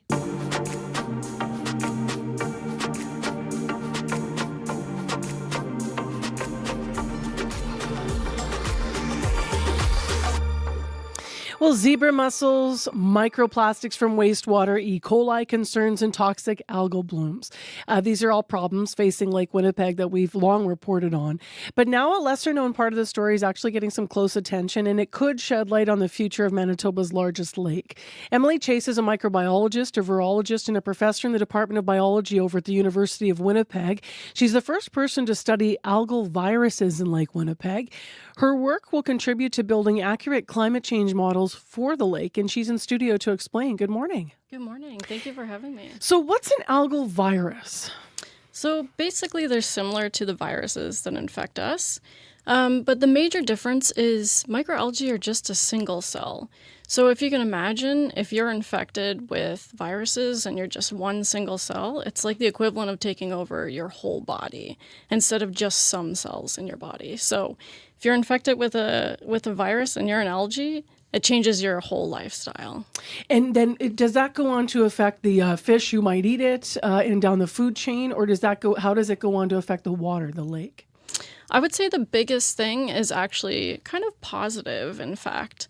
So when you have microalgae blooming and you have a really dense population, if there's a lot of viruses infecting those, it can help collapse the bloom. So this could be positive for fish and fish stocks, and then positive for us as well. Are there any drawbacks or negatives that you're looking at as well? I haven't ever heard of something that would give like a negative impact on humans. It's perfectly safe to swim in the lake when there's lots of viruses. So mostly overall, they're pretty positive for us, in fact. Interesting. So tell me a little bit more about the kind of work you're doing to study this. What have you been doing to study it? So I'm lucky enough to be able to go out on the lake and sample aboard the motor vessel Nemeo. And that's with the Lake Winnipeg Research Consortium. And so I get to go out there and collect water samples, bring them back to my lab. My trainees get to filter those water samples and isolate viruses. And then we do what's called metagenomic sequencing. So it's a big process, but in the end, we get to figure out who's there, what kind of viruses, what kind of microbes are they impacting, and what their behaviors are. How does all of this connect to building accurate climate change models for the lake? So we're kind of a missing piece to the puzzle. There's lots of experts looking at phosphorus, nitrogen, other nutrients in the lake, and this is going to impact the amount of algae that are going to be there. But we kind of skip a step and we go to, what toxins are there from the algae, how it's impacting fish, and on a greater scale, how that affects us traditionally, recreationally, economically. But we're missing the step that occurs at the microalgal level that helps kind of collapse blooms, and that is the viruses. So even if there's a lot of nutrients there and those microalgae could bloom because they have lots of food to eat, if the viruses come along and collapse the bloom, it's a totally different picture than whether or not nutrients are there. Okay, so silly question, but maybe not. Can we add virus to the lake? Because if you never have algal blooms being the problem in the first place, and virus can burst these blooms, I think was your language, is that one of the things that your work might lead us to? A lot of people consider that, and it's a really smart idea. But The fact is, it takes a long time to propagate viruses, and to get them to that level, it might be difficult. But it is something that people should explore and something that we could think about, because you could effectively inoculate a bloom with these viruses. But yeah, stay tuned for that and see how that develops. You've conducted research around Canada and all around the world as well. What stood out to you about Lake Winnipeg when you got into the research here locally? You know, there's so much excitement and love towards Lake Winnipeg. It's really important to Manitobans, and it's become very important to me for the same reasons. But it's also exciting as a virologist to enter like a new frontier, somewhere where like the research is untapped and we don't know who's there and what they're doing. So it's kind of twofold for me. I really want to contribute to the problems and help us understand the lake, but I'm also just very curious about this new frontier of viruses to look at. What was it like when you first started realizing this and seeing that this data actually could lead to something bigger? It was exciting, of course, and I knew that viruses had this sort of impact before coming here. So, yeah, it was just mostly excitement. What are you and your team going to be doing in the future? What are your next steps then? So right now we have people in the lab. I have students in the lab working on getting our data, and then we'll be right back out into the field once the ice is gone, getting samples in the spring. We get the samples in the summer and the autumn. And so it's kind of a threefold approach. We have people out in the field, we have people in the lab, and then we have people also on computers doing bioinformatics is what we call it, to try to figure out who's there, what viruses there are, and also what they're doing. Pretty nice place to work. Oh yeah, it's fantastic. I feel very, very lucky. Yeah. Thank you very much for coming in and telling us about your work and its impact on the health of our lake. Yeah, thank you so much. That's Emily Chase with us live on CBC. She is a microbiologist, as mentioned, and professor in the Department of Biology over at the University of Winnipeg. Well, we have a bit of music. If you've been a regular listener to the show, then you know we have Olympic report and update coming up in about 5 minutes from now. So we'll find out the latest from Milano Cortina. Today's going to be an exciting day in speed skating, potentially. So we're going to watch there to see if the women can get it done in a team event for a medal. To get us there, though, we have a tune from a folk group, a Northern Junk. This is called Lake Winnipeg.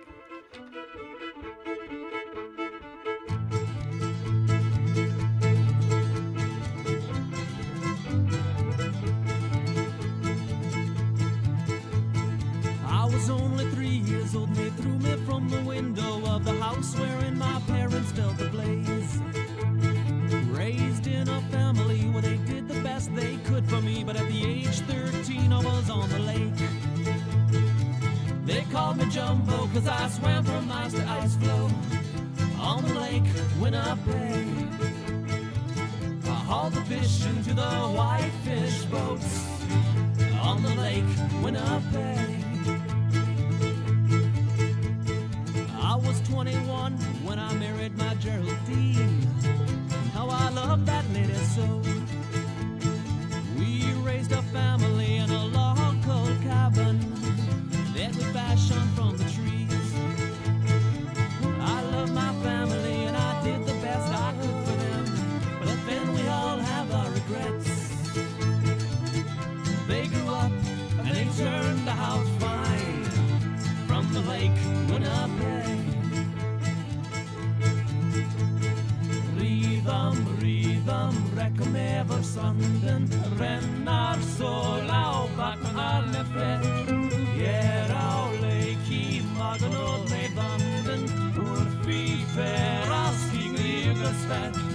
Drott till Lady Drusilla med, rulla bära senast i avgången. Drott till Lady Drusilla med, rulla bära senast i avgången.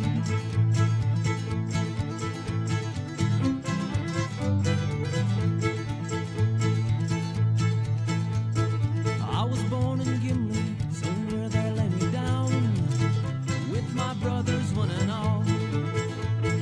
Up to the sky, to Valhalla I will fly. When all is done and said, what's left to say about the way I drank the years? They grew up and they turned out fine.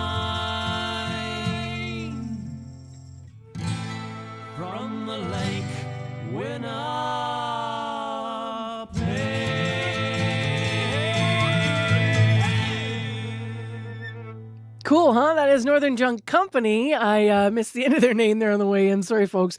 Northern Junk Co. Lake Winnipeg is the name of the tune. Obviously related to our last discussion. By the way, if you want to read more about that research we just had that interview about, you can go to a really well-written web article with a lot more information that you can digest if you're reading it as well. From Bryce Hoy, one of my colleagues here at CBC Manitoba. So you can check that out online at cbc.ca/Manitoba. Well, we're not going to be in lake weather just yet. I know this weekend seemed promising across southern Manitoba. Even this morning, not a lot of snow at all out there. When you look at our main routes, everything's melted off. The sky is clear. In Winnipeg, I'm talking about. But now we're about to shovel again. So there is a very big system coming. It is going to bring blowing snow to the western Manitoba region, freezing rain through the parkland, and a snowfall warning for all of southern Manitoba. We're talking 15 to 25 centimeters of snow starts earlier in the west tonight in Winnipeg, and then it's going to move through to Thursday. So, snow at times heavy. It's going to be really sketchy tonight. Check travel plans tonight and tomorrow. Certainly, if you have them, you might want to reconsider. 788-3093 if you're traveling anywhere in the commute this morning. So far, our morning commute has been pretty good. So call Corey, though, if you want to pass something along. Local news at 7:30, and today's top stories coming up with Heather Wells. And then on our show in the next half hour between 7:30 and 8, we're going to hear about a repair cafe over in the Spence neighborhood that's helping community members give broken items a new life, just like back in the day. Instead of replacing, you go fix things, save money, and create community as well. Right now, though, it's time for your Olympic update.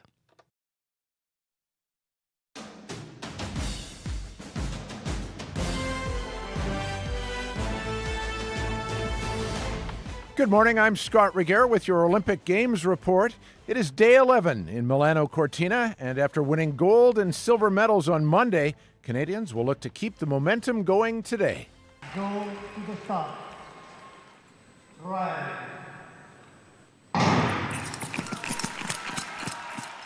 Canada's best shot at a medal today is in speed skating's team pursuit. That's the sound of Yvonne Blondin, Valerie Malte, and Isabelle Weideman finishing first in qualifying. The CBC's Omar Dabagi-Pacheco is in Milano with more. It's the team pursuit semifinals here at the Milano Speed Skating Stadium, a game of speed, strategy, and synchronicity. Canada, the Olympic reigning champions, they are the team to beat. Isabelle Weideman, Yvonne Blondin, and Valérie Malte. And they haven't let the weight of that gold medal from Beijing weigh them down this season. They are top of the World Cup rankings. They've been doing a lot of mental prep to not let that anxiety and that expectation seep in. I was talking to them right after the quarterfinals. They said, look, sometimes we are so in the zone, so in the flow state that we can't even see where we are. We're just listening for each other's voices to know if we need to lay down the hammer. But there's only one color on the Canadians' eyes and minds, and that color is gold. CBC's Omar Dabagi-Pacheco in Milano. The team pursuit semifinals get underway in about half an hour. Meanwhile, in slopestyle, Canada will be hoping history repeats itself today. Canada, stand up. Laurie Blouin nails it, stomps the landing, and she's thrown her name into the hat. That's snowboarder Laurie Blouin winning silver at the Pyeongchang Games. The Stoneham, Quebec native will try and claim another spot on the podium today with the finals set to go. At 29, Blouin is no longer the force she once was in the sport, but she did break a 4-year World Cup drought just last month when she claimed gold at an event in Aspen, Colorado. Blouin will not be alone in the competition. Whistler, BC's Juliette Pelshaw has qualified as well. Whether they'll actually take to the slopes in Lavigno today depends on the weather, and flurries have already caused a postponement. They may have to wait until tomorrow to get this race in, so we'll stay tuned. To figure skating. This music has been a part of her career. She also skated to it in exhibitions with Stars on Ice, and it really worked for her. Combination, Lutz toe. Bit of a lean and a flight and a win. Yes. She does it. The sound of Madeline Skisis skating during the team event. The Oakville native will be back out on the ice later today for the women's singles competition. An 18th place finisher at the last games in Beijing, Skisis is a long shot for a medal. Japan's Kaori Sakamoto is the favorite, After narrowly missing out on gold in Beijing, Sakamoto has won 3 straight world titles, the first woman to do that since Peggy Fleming back in the 1960s. Another name to look out for is Adalia Petrosian. She's one of only a handful of Russians at these games approved to compete as neutrals. At just 18 years old, Petrosian has landed quad jumps in events back home, but has only ever competed in one senior-level international competition outside of Russia. The women's short program begins at 12:45 Eastern. Slap pass in front, scores! Ehlers in front. That's Nick Ehlers scoring for Denmark against Latvia earlier in these games. Ehlers is one of several NHLers in the Danish lineup today, a lineup that has a much bigger matchup. It's against Czechia, and whoever prevails will face Canada in the quarterfinals. CBC's Matt Cullen has more on what will be a busy day on the ice. The Czechs come into this game as the favorite, led by NHL sniper David Pastrnak of the Boston Bruins. But surprisingly, the Czechs have struggled in the Olympic tournament so far, losing to both Canada and Switzerland, and they even trailed for a time against the lowly French. The other game of note today is Sweden versus Latvia. Now that's because the winner will take on one of the co-favorites of this tournament in the United States in the next round. The Swedes dropped shockingly to third in their group, but they're still heavy favorites in this game with a roster filled with NHL stars. And a win versus Latvia would set up a must-see heavyweight quarterfinal between the USA and Sweden. Matt Cullen, CBC Olympics, Toronto. And that is your Olympic Games report this hour. I'm Scott Regier.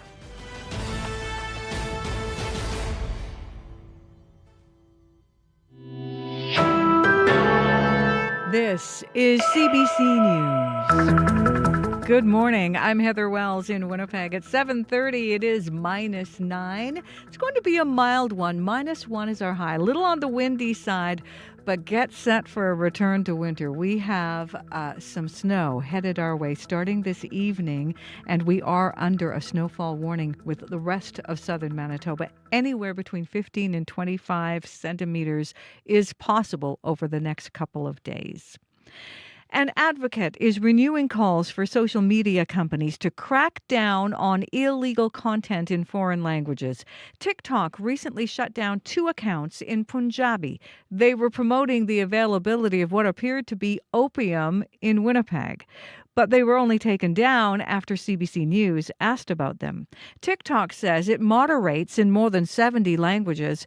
Gretchen Peters at the Alliance to Counter Crime Online says companies need to do better. Some of that stuff can very, very easily fly under the radar and not get picked up either by law enforcement or by the platform's moderators because there just aren't the language skills. Manitoba RCMP say online drug marketplace is a growing threat, and officers fluent in various languages help out with investigations. The brother of the victim of last week's fatal rooming house fire on Yonge Street says he will be missed. Murray Thomas says his 68-year-old brother Greg was a good guy. He says Greg had health problems and would have had trouble escaping the fire from his second-floor suite. Thomas learned of his brother's death from police. A little ticked off because someone set the fire and there was no need for him to go. I'm hoping it was just smoke that overcome him because he couldn't get down the stairs very fast, couldn't walk very fast, had very bad COPD. A 40-year-old man who also lived in that rooming house is charged with manslaughter.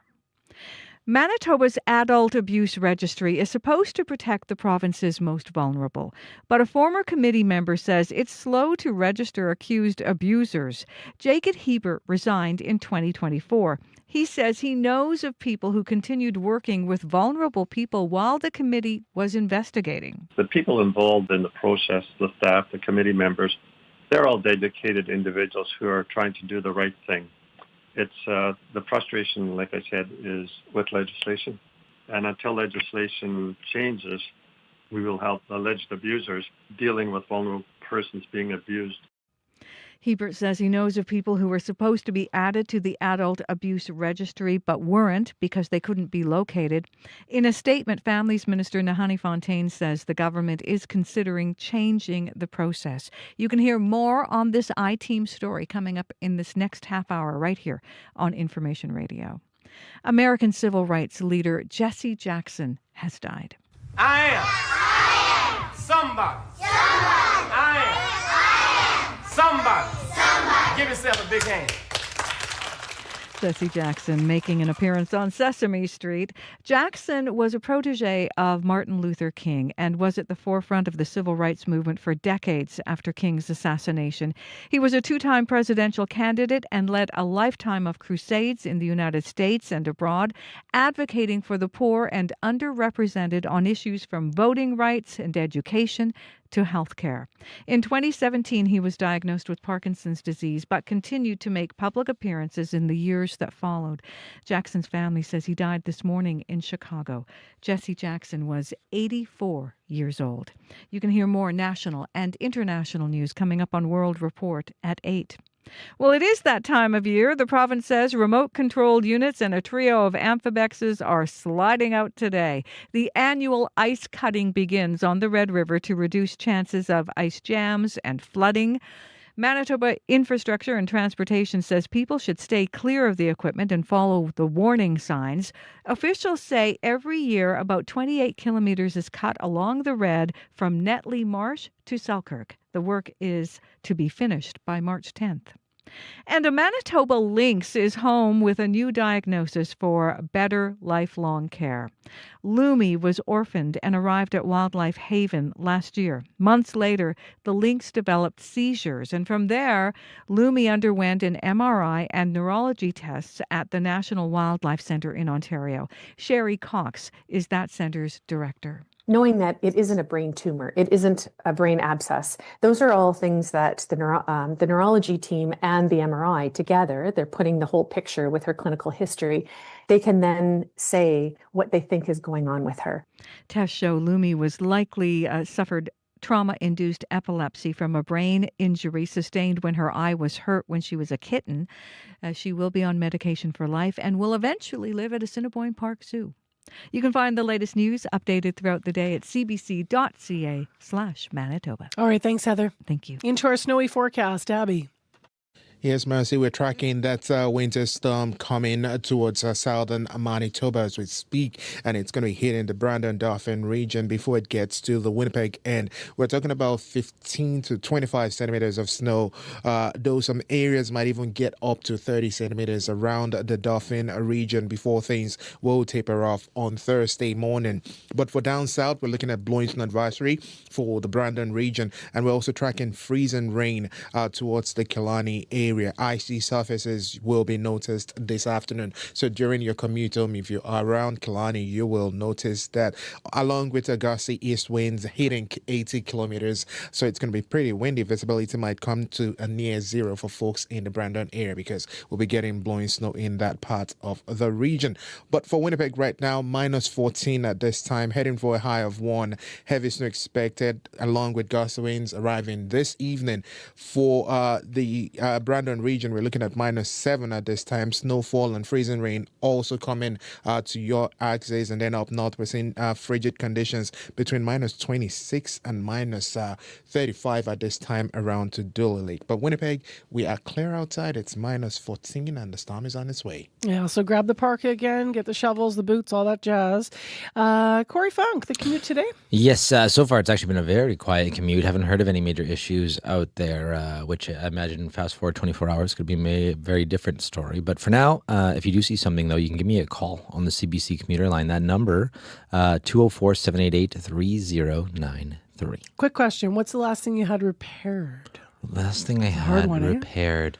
Right? I may have taken in, oh gosh, what did I have repaired? You know what? It's actually like... I can't remember. Well, I'm actually trying to figure it out. Yeah, because it's changed now. I think a lot of... I did a series on repairs a while back, and a lot of things are just made to just be like put in the trash when it's done. Tell you what, though, every second Wednesday of the month, something special happens over at the Spence Neighborhood Association. They transform that space into a repair cafe. So you still have an option to do this, folks. Area residents are encouraged to bring in broken household items and learn how to give them a second life. CBC's Jim Agapito was there to see the cafe in action. Is it wire broken off? Yeah. Yeah, he was trying to explain to me, and I said, just bring it in. Yeah. Perfect. Okay, Lucille, you're telling me you came in here to get what repaired? A toaster. Very nice toaster. What's the problem with it right now, you were saying? It just makes a noise, so it's like maybe a fire hazard when it makes a noise like that. Well, it's this air in here is supposed to circulate and spin the kernels, but it doesn't, there's no movement. That air just is not moving in there. My name is Stephen Kirk. We are at the offices of the Spence Neighborhood Association for our second repair cafe. So first off, what is a repair cafe? People from the community can gather to fix things that are broken, be that appliances or clothing or bicycles. I thought it was a good way to bring people together. I thought we are a low-income neighborhood, so for a lot of people, they might not have the money to buy something new if it breaks. For me, as my role here as the environment coordinator, I want to promote a repair culture where instead of just tossing it out and getting a new one from big box store, we try and repair things and hang on to them. I knew that we had tools here that I knew we had the capacity to do it, so it seemed like an idea whose time had come. Volunteers and people who are helping others, can you talk about that? Ideally, it's a place for both folks that have knowledge that they want to share and folks that have things that they want to fix. Hi, what's your full name? Linda English. I'm mending a backpack for a community member who is, looking to keep the life of her backpack. It's really a lot of these things are so easy to do, but it's expensive and they're very expensive to replace. So it's nice to be able to have someone who's willing to try. When you put weight in a backpack, it's pulled the straps out of the main body of the backpack. So I'm just putting them back in, so that, and doing a sort of a job where I'm going to put lots of stitches, so to really secure it. What's your full name? Tam Wing. I'm a Tam tailor master. And what are you sewing? Was her dress. It's the metal in here, they poke it out, so they hurt her right here. So I try to stop the piece of plastic here won't poke to the... On the dress? Yeah, on the dress. So I wanna pay forward. I got lots of help when I come here. Why is something like this important for the community? Well, it's something needed for people around here.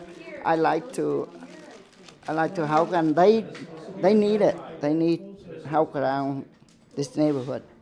So if we can help, we help. I see if I have some spare time and I can help more, I will help.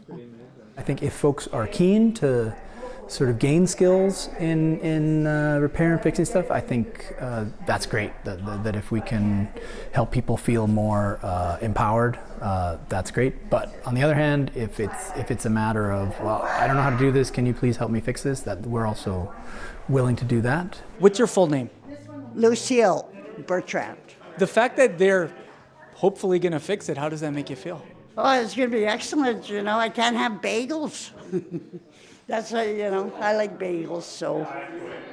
I do too.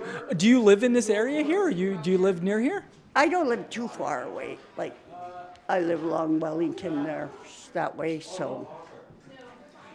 It's getting really busy here, so I'm curious, the fact that this is open for the community here, they're not just fixing toasters or electronics, but also with sewing. Yeah. How does that make you feel? I think that's awesome, I can't sew, but that is nice to see, mostly when winter coats and stuff, and, replace, something easy to do, and they don't have to go out and buy a new jacket or...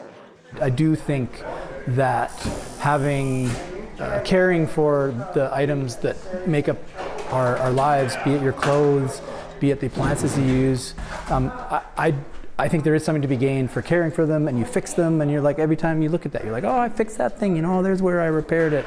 I think it helps add connection to the material world, and maybe it's something that if you fix it, you can pass it down to your kids. It's an antidote, or it's against just disposable culture. Sure is. That was CBC's Jim Agapito at the Spence Neighborhoods Association's Repair Cafe. So this happens every second Wednesday of the month. They are looking for people as well who can fix things. So if you're out there thinking, I could help out with that, you can find more information on the Spence Neighborhood Association's Facebook page. And it was really interesting. Corey and I sitting here going, what is the last thing we had repaired? Besides for me, like big things like if someone comes for the drain or the dishwasher. I do a lot of clothing alteration. I've had a lot of shoes repaired and such, but apparently Abby has something he's gotten repaired. Marcy, a Philip pressing iron. Oh, you took an iron to go in. Yeah, I had to take it apart because those irons back then really stood the test of time. And what snapped in it was just the connector between the wires to the element. And I'm like, why isn't this getting hot? And I just had to open it up, stutter it, and it's still staying 6 years after. Oh, good for you. You fix it yourself, though. Myself. Well, maybe you can head down there and volunteer at the cafe, Abby. Hidden skills, man of many talents. So what's the last thing you had repaired? Just given that it took us a while to come up with anything, and Abby kind of saved our team, I'm wondering if you're talking to your radio right now. So you can talk to us, 788-3205. Local news is in decline across Canada, and this is bad news for all of us. With less local news, noise, rumors, and misinformation fill the void, and it gets harder to separate truth from fiction. That's why CBC News is putting more journalists in more places across Canada, reporting on the ground from where you live, telling the stories that matter to all of us. Because local news is big news. Choose news, not noise. CBC News. Well, measles cases are surging all around the province, and the message is to stay up to date with vaccinations. There is a question about whether or not mandatory measles vaccination should return. We're actually going to talk to an epidemiologist about that provocative idea. That's coming up after 8 o'clock.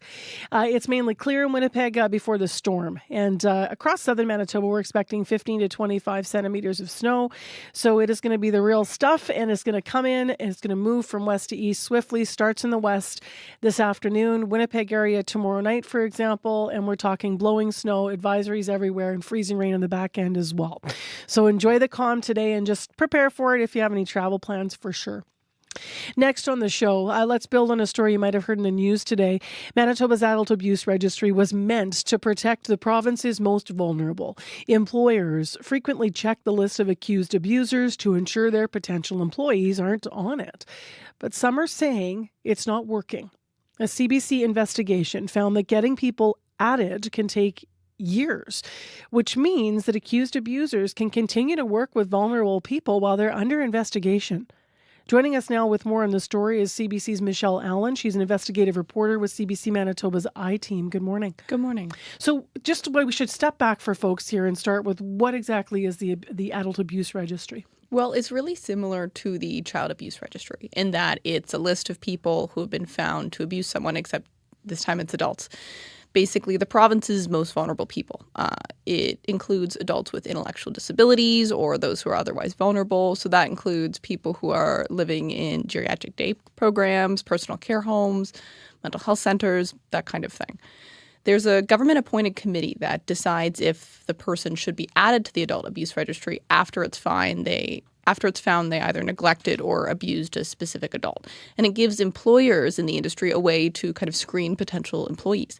It is really unique to Manitoba. No other provinces have it, and experts we spoke to say having the Adult Abuse Registry is a really good thing. But they also said that it's not really working as intended right now. And advocates and families of abuse victims say it can take way too long for them to get any information about what's happened to the person accused of abusing their loved one.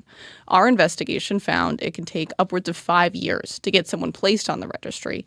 And during this period, there is no way for a potential employer to know that they're under investigation at all. So there's really nothing stopping accused abusers from moving on to a new workplace while they're waiting to be registered. So there's a lot of implications there. What does it mean for victims? The families of abuse victims that we spoke to said they want to prevent future abuse. They said that's the most important thing to them is making sure it doesn't happen to another family.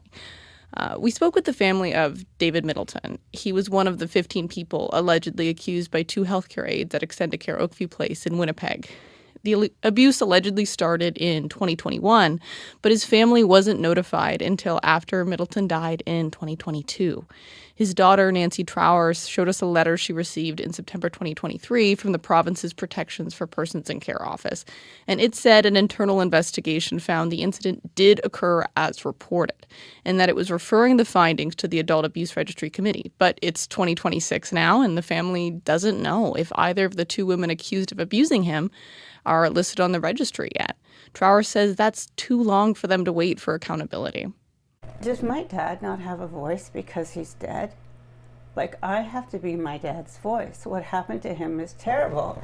And these people should not be working. They should be banned from ever working in that field, let alone be put on a registry that who only knows if it's even checked or does anybody even follow it. 4 years after the fact, I've still not been told or know if they're on this registry. So they're working somewhere. If these people are still in the industry at all. We have no idea where they are. We don't know. But they could be. They could be. We don't know. What happened to her father? The Protections for Person in Care office detailed some of the abuse in a letter. And I will warn you, it's fairly graphic. It said workers would flick his genitals when he refused care and press a pillow into his face to prevent him screaming. The two women accused of doing this, accused of abusing residents at Extended Care Oakview Place are Kumba Mensare and Kadiatu Karoma. They were charged with assault in 2022, but the charges were stayed. At the time, the Crown said there was no reasonable prospect of conviction. And it's not clear if they'll ever be listed on the Adult Abuse Registry either. We know Kumba Mansare filed an application to try and prevent her name from being added. Neither Mansare nor Karoma were available for interview requests or for interviews. And Trower said she hasn't been able to get much information from the Adult Abuse Registry about what happened to either of these women. I don't know what you can do. And the privacy. Anytime I try to get information on them, I can't tell you that. I can't tell you that. It's their privacy. Their privacy. Well, what about my dad's privacy? Who was there protecting his privacy? Certainly not them. They were invading his privacy. Terrible. And one thing that's important to note is this isn't the only case where a family has been waiting to find out for a really long time. We found multiple court records showing workers accused of abuse or neglect who weren't on the registry as many as 5 years later. So why does it take so long to put someone on this adult abuse registry? Well, it's important to remember due process. Most of these people have not been convicted of a crime, right? Like, they do have a right to a fair decision-making process, and that takes time. But at the same time, part of the delay appears to occur after the committee has evaluated the situation and decided to place the person on the registry. We spoke to a former Adult Abuse Registry committee member. He's a former police officer named Jacob Hebert, and he was a member of the committee for 5 years before resigning in 2024 just because he was frustrated with the process. He says it's so cumbersome. The people involved in the process, the staff, the committee members, they're all dedicated individuals who are trying to do the right thing. It's the frustration, like I said, is with legislation. And until legislation changes, we will help alleged abusers dealing with vulnerable persons being abused. Hebert also said he knows of situations where persons continued to work with vulnerable people while the committee was investigating. He didn't get into specifics, saying that it's privacy, but he said he also knows people who were supposed to be added to the registry but aren't because they just couldn't find them. Why it's not preferred in most cases is the inability to contact the alleged abuser to advise or give them the opportunity to rebut the decision of the committee. A lot of these people move a lot and may not be located for years, and therefore the final decision would not be made for years. Because the person has a right to, respond to this. If they're tricky to find, he says the process can kind of stop right there. A lot of people are transient, or they know they're being investigated, and this is just my opinion, and they know they're being investigated. In order to find another job, they move so they're not contacted. A lot of problems there in what he shared. How many people are actually on the adult abuse registry? That was our question too. Internal provincial investigators forwarded over 230 cases of abuse or neglect to the registry for review over the past 10 years or so, but only 60 people have actually been added to the list in the last decade. And one thing that's important to remember is that some of those come from court referrals, people who've been found guilty of a crime. We don't know how many of those are just from like abuse registry forwarding. CanAge CEO Laura Tamblin-Watts says these low registry numbers are a sign the government might need to change its approach. With only 60 people on the registry, you have to ask yourself, how useful is this registry and how much is going on behind the scenes not bringing those cases forward? I think it's more helpful than not to have a registry, but it's only helpful if it's actually functioning. And right now, it seems like it's not functioning very well. So what did she suggest maybe is done to fix this then? A few things. None of them overnight, but she says Manitoba could look towards other provinces that maintain registries of healthcare aides. So instead of just listing the ones that are found to have abuse, it could list all of them that are in good standing. And then it would mark on the registry whether they were currently under investigation or take them off if they were found to have, committed some sort of professional misconduct. It could also invest more in the Adult Abuse Registry Committee so they have the resources they need to do that work they're trying to do to track down these people, process regulations, what have you. Again, none of them doable overnight, but she did suggest one thing the government could do to more quickly win back some trust from the families of people who have been abused. And that's just keeping them updated on whether or not the accused abuser does end up being listed at the end of the day. Many say they feel completely left in the dark right now. The Families Minister wasn't able to provide an interview, but said in a statement the government is working to make changes to the process, so we'll have to wait and see how those play out. All right. Thanks for a really excellent report this morning. Appreciate it. Thank you. So that's the CBC I-Team report, and that's Michelle Allen in studio with us. Michelle, we'll have more on the story tonight. CBC News at 6 will carry this. You can also read the report that she's brought us on the air with more detail at cbc.ca/Manitoba this morning. I always remind you when the I-Team's in with their reporting that you can connect to them. And on this specific case, if you have a tip for the I-Team about the adult abuse registry or anything else, you can call their confidential line. It's 1-204-788-3744. You can email them as well. team@cbc.ca.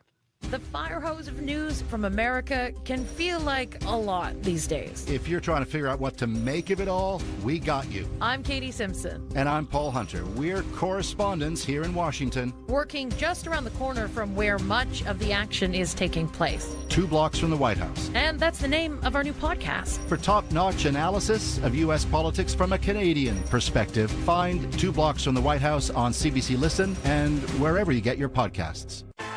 It's time to get loud, Canada, because Milano Cortina 2026 isn't just on your screen. It's happening across the country, and you're invited to join the celebration. CBC is hosting free live events packed with family fun, games, and activities, and full-on Team Canada energy. So get off the couch, come on down, and let's celebrate the games together. To find events near you, visit cbc.ca/experiences. Stay with us here on CBC this morning, because coming up after 8 o'clock, we're going to be talking about measles and what is going on in Manitoba. An epidemiologist is going to join us to talk about the cases surging around the province, and also to consider this question: should the province of Manitoba mandate vaccinations against measles, given the spread that we're seeing? So we're going to look at that coming up after 8 o'clock on the show. In the weather forecast, we are all watching what's happening with this system that is moving in. It's going to start in western Manitoba, and then it's going to move through Winnipeg here. It's actually coming from Sask. So this is going to bring us 15 to 25 centimeters of snow across southern Manitoba. It does include, as I mentioned, the city of Winnipeg. So you're going to get this throughout southern and western Manitoba. It's going to start this afternoon. Really, tonight is when it gets into full gear. It goes right through tomorrow and into Thursday. There's also a blowing snow advisory with this for especially the west and the Parkland region, and you can expect poor visibility as this snow falls and then the winds whip up, gusting to at times, it could be near zero visibility with gusts to 80 km. So it's going to be a real deal, and periods of freezing rain on the back end of it as well. So there's a warning there for Killarney, Pilot, Mount Melita, and Boissevain around the freezing rain specifically. We're starting calm, as you can see outside, still those spring-like conditions from the weekend. We had a lot of melting. Mix of sun and cloud, our high today -1. We will have gusty winds, but then that snow at times heavy will start this evening. If you want to call us with any other details on your morning commute and how it's going for you out there, just in case we're missing something this Tuesday, give us a call. 788-3093 is where you can reach us. It's time for your news headlines now from Heather Wells. It's 2 minutes to 8. Good morning. Good morning. Well, former Winnipeg Chief Administrative Officer Phil Shiegel is scheduled to speak today at the public inquiry into the construction of the city's police headquarters. Shiegel served as the city's property director, deputy chief administrator, and then CAO of Winnipeg when the city was planning and started building that police HQ. We're going to hear more on that. As well, Stats Canada says lower prices at the pumps and easing shelter inflation helped rein in the pressure facing consumers in January. Annual inflation nationally ticked down to 2.3%. It had been at 2.4%. And in Manitoba, inflation really took a dive. It was 3.7% and then moved down to 2.6%. You can hear more on inflation coming up on World Report and more Manitoba news at 8:30. Yeah, that's a real change. Hey, thank you, Heather. You're welcome. World Report is coming up right now, so stay with us here on 89.3 FM, and then we're back with more local programming after your national and international news. I'm Marcy Marcusa. Thanks for spending some time with us this Tuesday.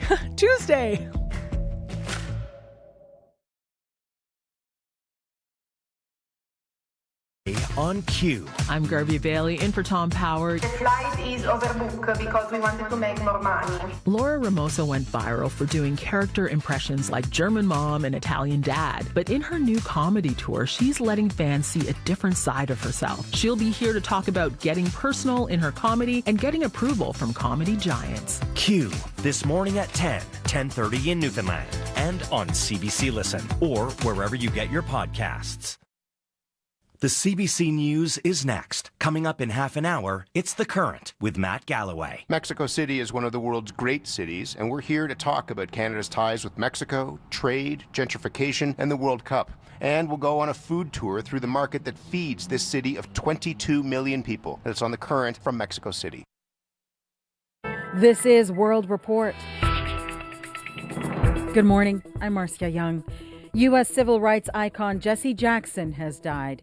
He was considered one of the most influential black leaders of our times. A statement from his family says he died early this morning surrounded by loved ones. Tony Waterman has more on Jackson's life and legacy. The Reverend Jesse Jackson was this towering figure in the civil rights movement. He was a protege of Martin Luther King Jr. and in fact was just feet away when King was assassinated in 1968. And he was really seen as carrying on the fight for Black Americans. And he's most known for transforming American politics, particularly the Democratic Party, by empowering these marginalized communities. He got millions and millions of Black and Latino Americans to register to vote, and in doing so, really changed the face of the Democratic Party. And Jesse Jackson ran for the Democratic nomination back in 1984 and 1988. And this is seen as really paving the way for the election of Barack Obama, who, of course, was the first Black president of the United States. But Jackson's death is coming at this time of rising white nationalism in the United States. There's been this severe blowback to DEI, diversity, equity, inclusion. We've seen the dismantling of slavery exhibits under the Trump administration, the restoration of Confederate statues in the country, and other moves that civil rights advocates say could reverse the decades-long work and the progress that has been made by individuals like Jesse Jackson. Tony Waterman for CBC News, Washington. The latest round of negotiations with the U.S. over Tehran's nuclear program have concluded in Geneva. Iran's foreign minister says some progress has been made, but adds there are still some areas that need to be worked out. As the talks began, state TV reported Iran had fired live missiles toward the Strait of Hormuz.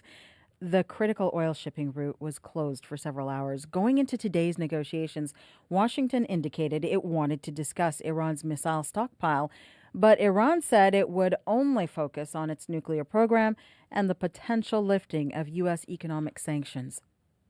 The Carney government is making generational investments in Canada's armed forces.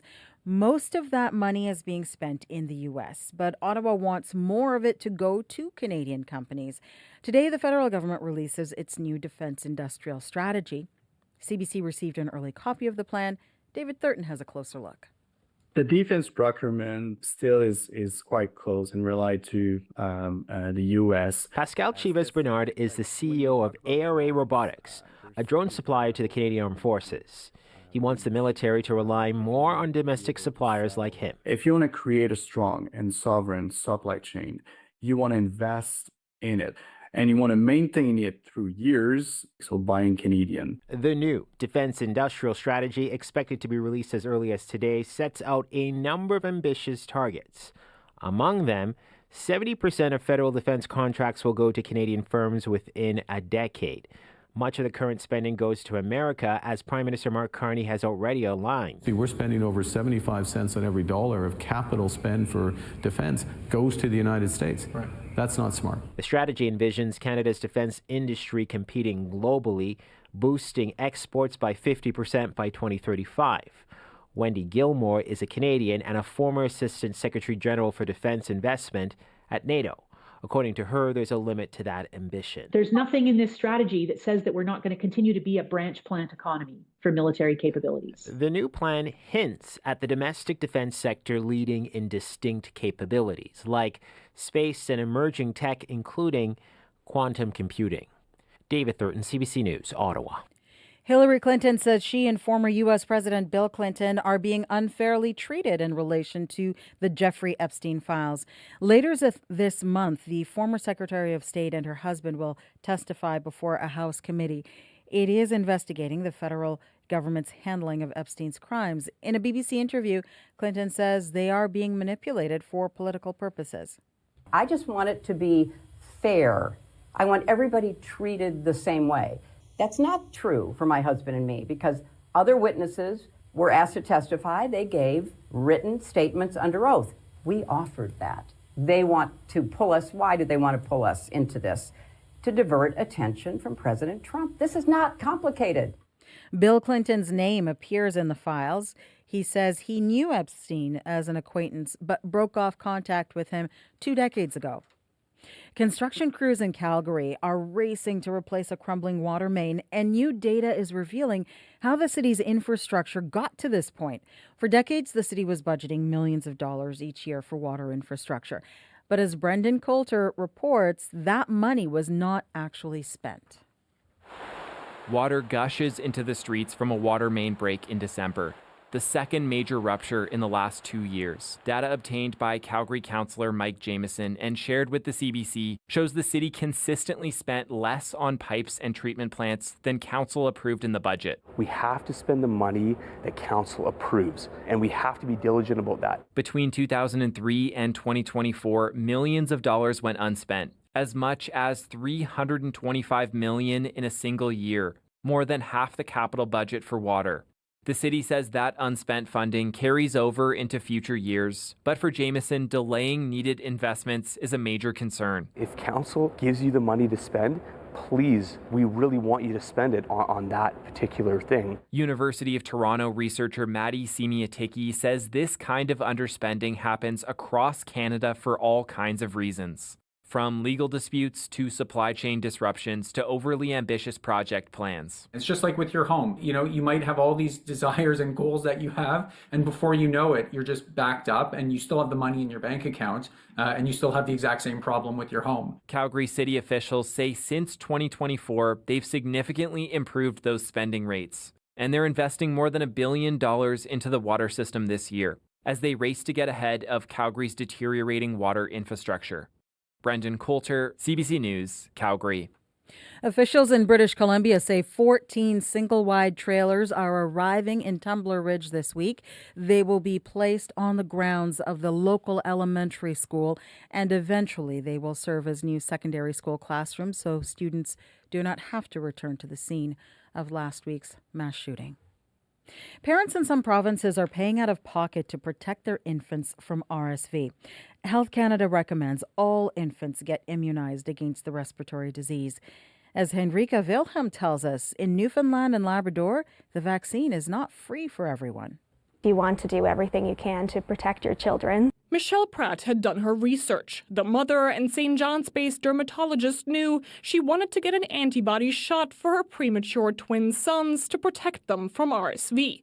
But coverage for the immunization is only available for high-risk infants in the province. While preemies are included, Pratt's sons didn't meet the cutoff gestational age by mere weeks and were denied. I was disappointed that we weren't able to get access to what has really become now the standard of care. Only 3 other provinces reserve access for high-risk infants: BC, Alberta, and New Brunswick. Something that urgently needs to change, says Dr. Shelley Ross, co-chair of the RSV task force by the Federation of Medical Women of Canada. No matter what your postal code is, every infant should be able to receive a vaccine. And yet there are no concrete plans to expand coverage, says the province's Chief Medical Officer of Health, Dr. Janice Fitzgerald. That could be phased in given the logistics, context, financial considerations, but we haven't come to any conclusions. Universal access to the antibody is what twin mother Pratt wants to see. While she ended up paying hundreds of dollars for it privately, she acknowledges that's not an option for everyone.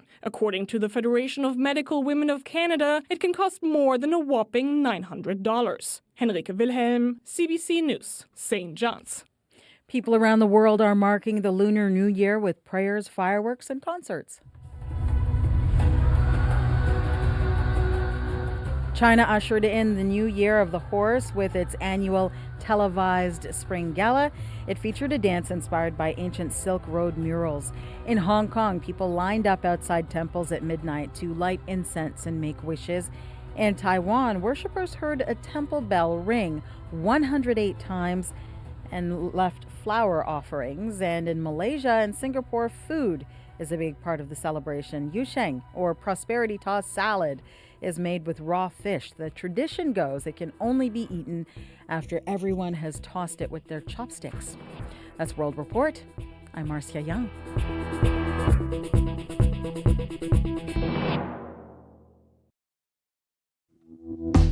Good morning, everyone. I'm Marcy Marcusa. This is Information Radio. We're live in downtown Winnipeg on 89.3 FM, 990 AM on that app, and on YouTube. We find ourselves at February 17th.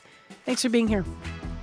If you had a long weekend, I hope you enjoyed it. I want to thank Faith Fundal for filling in for me yesterday so I could have a long weekend. It is mainly sunny to start here in Winnipeg, and we've got a snowfall warning in effect for most of southern Manitoba. So we are going to get 15 to 25 centimeters. Abby in to talk more about the details. And I just want to correct something. All morning I've been saying freezing rain in the back end of the system. Actually, freezing rain is the front end of this system before that snow starts to move in. Well, this half hour on the program, we're going to talk about measles. The cases of measles are surging around Manitoba.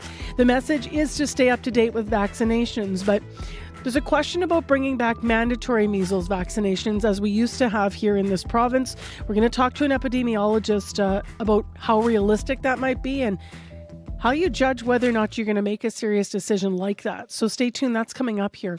Right now, let's go to Heather Welso for other headlines. Good morning. Good morning.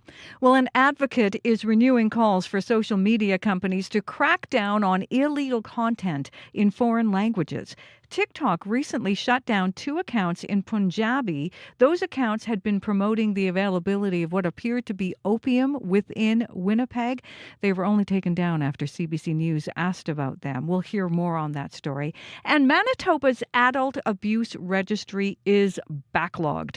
It can take upwards of 5 years to list accused abusers. We're going to hear more from CBC's I-Team coming up in our next local news at 8:30. All right. Thanks, Heather. Thank you. Let's go into what's happening now in the weather with Abby. Yeah, good morning, Marcy. We're still tracking that winter storm that's going to be slamming southern Manitoba today. We're tracking first the heavy snow, freezing rain comes, and then we're also seeing some heavy snow come with that, along with gusty winds, while the north still remains under the brutal bone-chilling wind chill. We're talking about in the valleys of the minus 40s this morning. For Winnipeg and surrounding communities, we have snowfall warnings, we have blowing snow warnings, and of course we have freezing rain warnings. And near zero visibility might be coming towards Brandon and Dauphin the earliest this afternoon, so your commute home might be tricky. While for Winnipeg right now, we're looking at conditions hover between -9 and -14.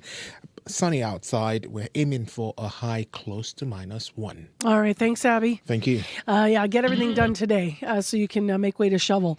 What is up, Corey, on the commute? It's been really quiet. Actually, the only call I got on the commute line was actually a lovely call from Maureen, who lives along Buns Creek. She said someone put up a bunch of lovely little ice hearts along one that are all colorful. And so the Buns Creek Trail just is extra pretty right now. So that's the only call we got today. I imagine by tomorrow, all of our hearts will be a little bit icier feeling towards winter. So, yeah, if you do want to give me a call, if you see anything else going on now on the roads, highways, bike lanes, trails, give me a call. That number, 204-788-3093.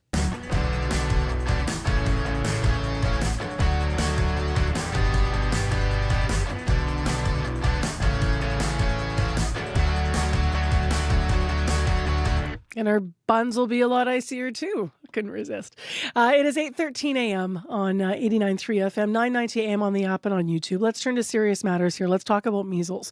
Manitoba's measles outbreak has recently been fueled by a large exposure at Ag Days in Brandon last month, as we've been reporting. So the province has seen 30 new cases connected to Ag Days, including 12 confirmed in a single day. There was another exposure at a Winnipeg Jets game, that one February 4th. Now, last week, Dr. Brent Roussin, the province's chief public health officer, was asked if there are plans to mandate measles vaccinations for children more at risk. Hello. My first question, is the province considering mandating the measles? And again, trying to build that trust with healthcare workers and people of these higher risk areas. Okay, thank you. My second question, is the province going to suggest new or updated guidelines to prevent the spread of measles at large gatherings? And in particular, Brandon is having the Royal Manitoba Winter Fair coming up. I'm not sure if that's also a concern, knowing that so many people across the province will also be coming to attend that event.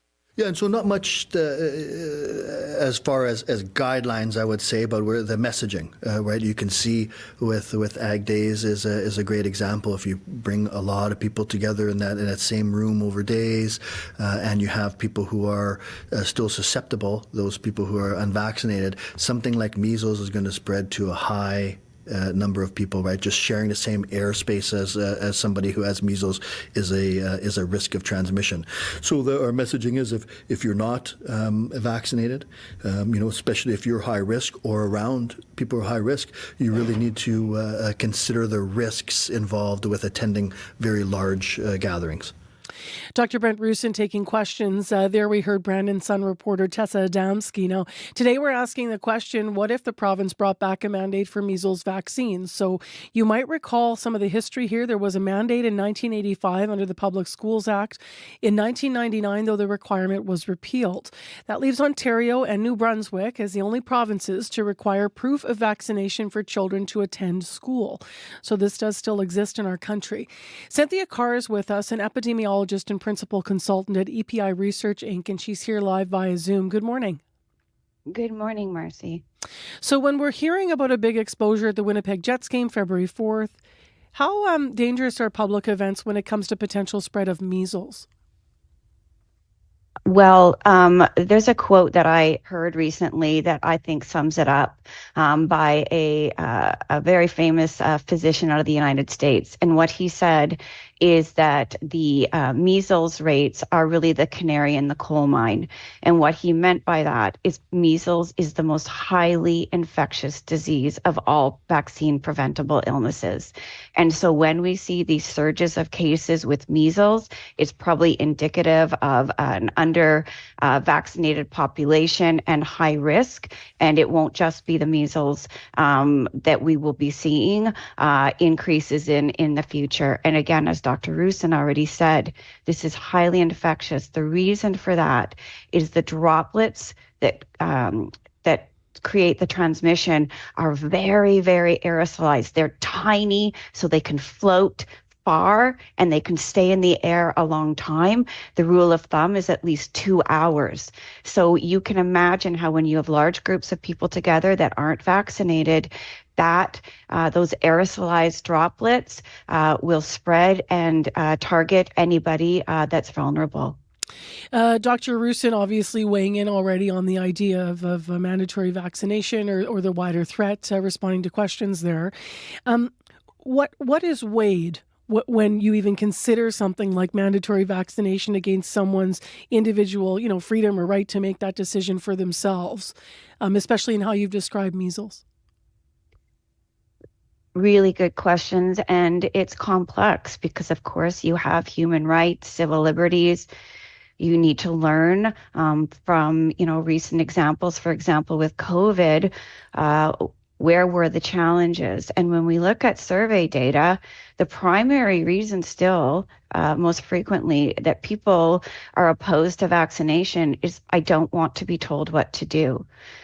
It's not as likely that people will say, I don't believe in the illness, or I don't believe that it could be serious.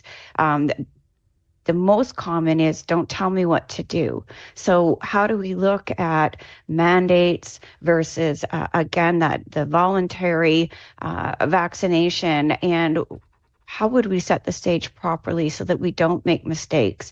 Because as you said, New Brunswick and Ontario do have mandatory vaccination, but they also have the same exemptions. The exemptions are for medical reasons and for conscientious or religious reasons. The difference, for example, in Ontario is that if you are not vaccinating your child for conscientious reasons, you do need to attend a session with public health to receive education, not judgment, and then sign an informed consent for that exemption. So there's an additional step there to try to support parents in understanding the risks and benefits of vaccination and keeping our school children safe. That's interesting that you do need to attend a session. So we don't have that here. Is that something you think we should consider here? Absolutely. And, we know that all of our health regions, they know their populations best. They're working really hard. We know that Southern region right now has the lowest rates of vaccination. So again, another great quote is really public health has to be at the community level. We have our experts like Dr. Rusin at the provincial level providing guidance, all of the resources, but it's the partnership at the community level who know the community best, whether it be church groups, school groups, health groups, to help support that information, and having people required to attend a session, I think would be helpful, but we need to invest in who is the right group to be at that session with the community members. Especially because of what you said at the start, which is we know that one of the biggest reasons that people, may still be hesitant about getting vaccinated can also be they don't want to be told what to do, as you put it. So if it's a government official saying, here I am, I'm going to tell you to do this, that's very different from understanding something or asking your questions about it, learning from someone you might know. What are your thoughts on reintroducing mandatory measles vaccinations for kids?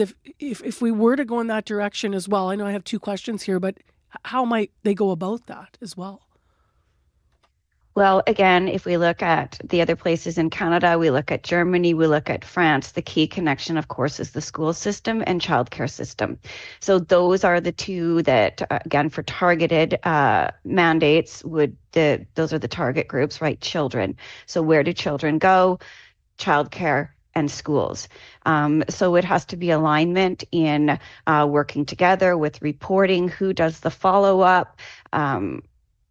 What are the consequences, if there are consequences?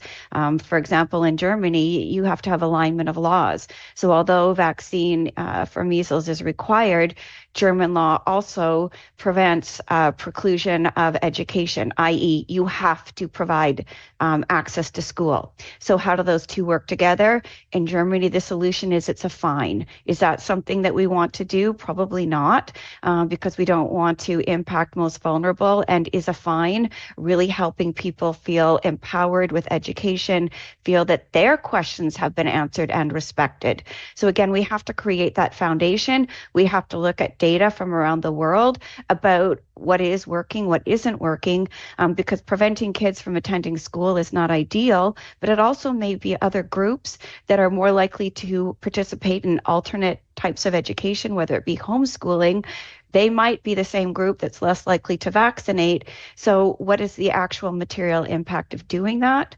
So again, it's working with the community as the foundation and making sure that we don't just say, we're the teachers, we're the educators. We need to continue to be ready to learn, not just listen, but actually learn and apply from community. What is it that are leading their concerns? And maybe it's just not having seen the measles and not really putting together how serious that illness can be for kids. So let me ask you about that before you go this morning in our last minute here, because people are still coming off of COVID, and it was sort of get vaccinated so the larger population can have health, but also this message of we can't overload our healthcare systems. What's the message when it comes to why considering being vaccinated for measles? If you could talk about the seriousness of it, and is it the same? Is it about the healthcare system, or is this about deaths or children catching it fast? It's always about herd immunity. So the goal is 95% vaccination for measles. Herd immunity means that virus keeps getting blocked because people are vaccinated. It can't find another human body to infect. The reason for that, in measles in particular, we have a highly effective vaccine. It's not like it just, reduces illness or death. And I don't want to say just, but I mean the highest level of effectiveness is blocking transmission. The vaccine does that, and it's shown that for decades. Little kids are more likely to end up in the hospital of all people that are infected, and the outcomes can be serious, from encephalitis, which is swelling of the brain, which can create long-term damage, pneumonia, impacts on your ears. And again, there's no cure for the measles, so the focus of treatment would be those serious consequences such as pneumonia, etc. Cynthia Carr, thank you very much for a thoughtful conversation. I appreciate it.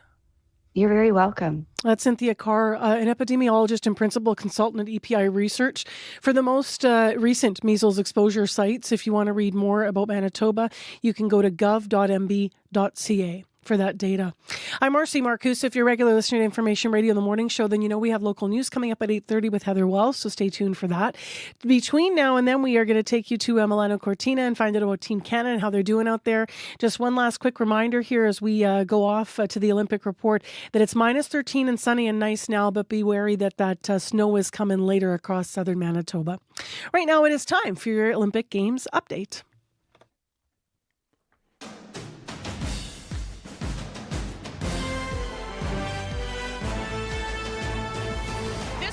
Is going to go to Team Canada.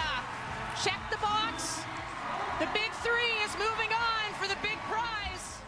Canada has assured itself of another medal in Milano Cortina. Good morning. I'm Scott Reguer with your Olympic Games report. That medal will be in speed skating, where Isabelle Weideman, Evanie Blondin, and Valerie Malte, the big three, as you heard CBC's Signa Butler refer to them, are through to the final of the team pursuit. They'll face the Netherlands in about an hour and a half, with the victor getting gold and the loser claiming silver. The Canadians are the defending Olympic champions and finished first overall on the World Cup circuit, so their expectation is to top the podium.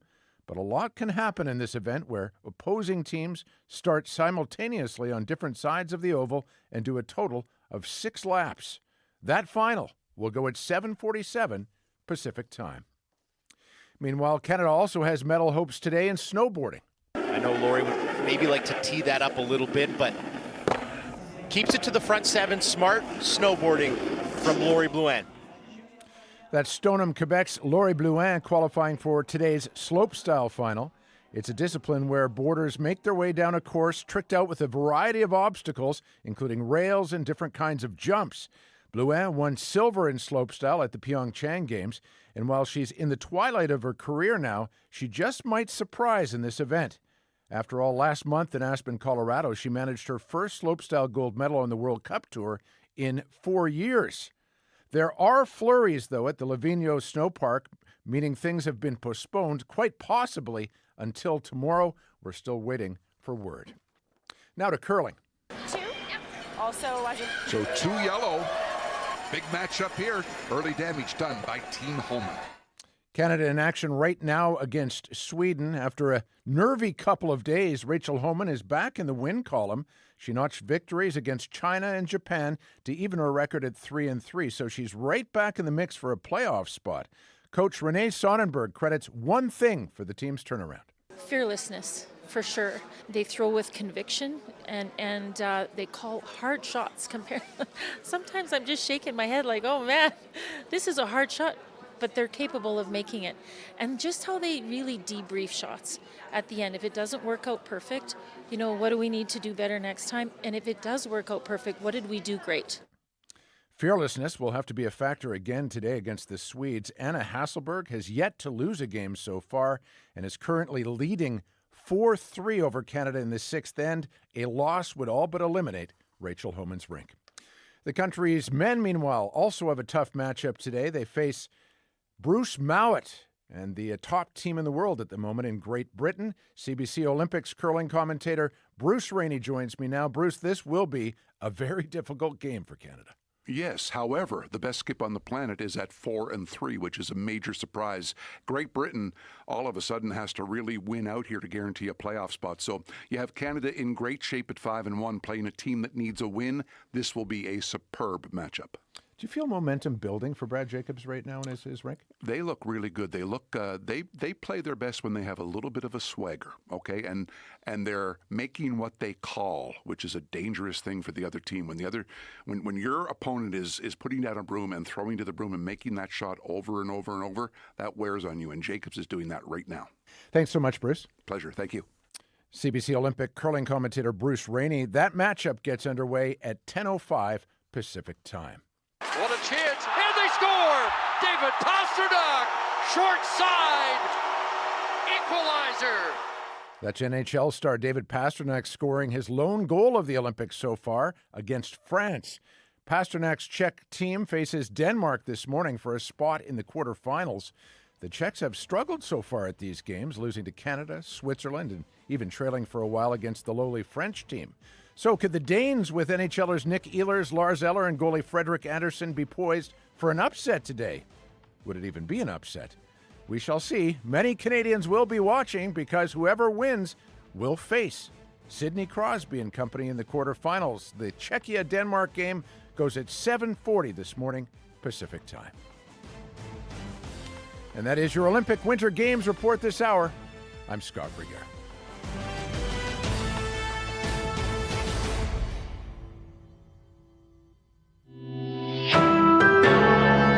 This is CBC News. Good morning. I'm Heather Wells in Winnipeg. At 8:30, it is -9. Get set for that snow. It's on the way. Starting this evening, we're expecting over the next couple of days anywhere from 15 to 25 centimeters. We are under a snowfall warning with the rest of southern Manitoba. For the afternoon, though, today, cloudy, windy, and -1. Manitoba's Adult Abuse Registry is backlogged. It can take upwards of 5 years to list accused abusers.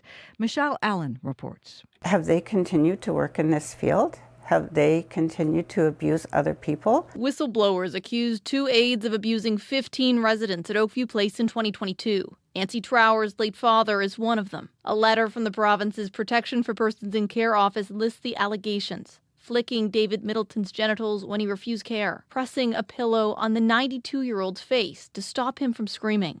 Carrie Theobald is Middleton's granddaughter. They really stole the last moments of his life and made it fearful. In a letter to Trower, the Protection for Persons in Care office said it corroborated the allegations. She still doesn't know if the workers are on the adult abuse registry. It can take years to add abusers to the list, meaning employers can't see investigations in progress. Former registry committee member Jacob Hebert. And until legislation changes, we will help alleged abusers dealing with vulnerable persons being abused. The family's minister said in a statement the government will work to change the process. Michelle Allen, CBC News, Winnipeg. Former Winnipeg Chief Administrative Officer Phil Sheagle is scheduled to speak today at the public inquiry into the construction of the city's police headquarters. Sheagle served as Property Director, Deputy Chief Administrator, and then CAO of Winnipeg when the city was planning and started building the police HQ. A judge found in 2022 Sheagle had accepted a $327,000 bribe from the owner of the main contractor on the police HQ project. Sheagle is slated to speak tomorrow as well.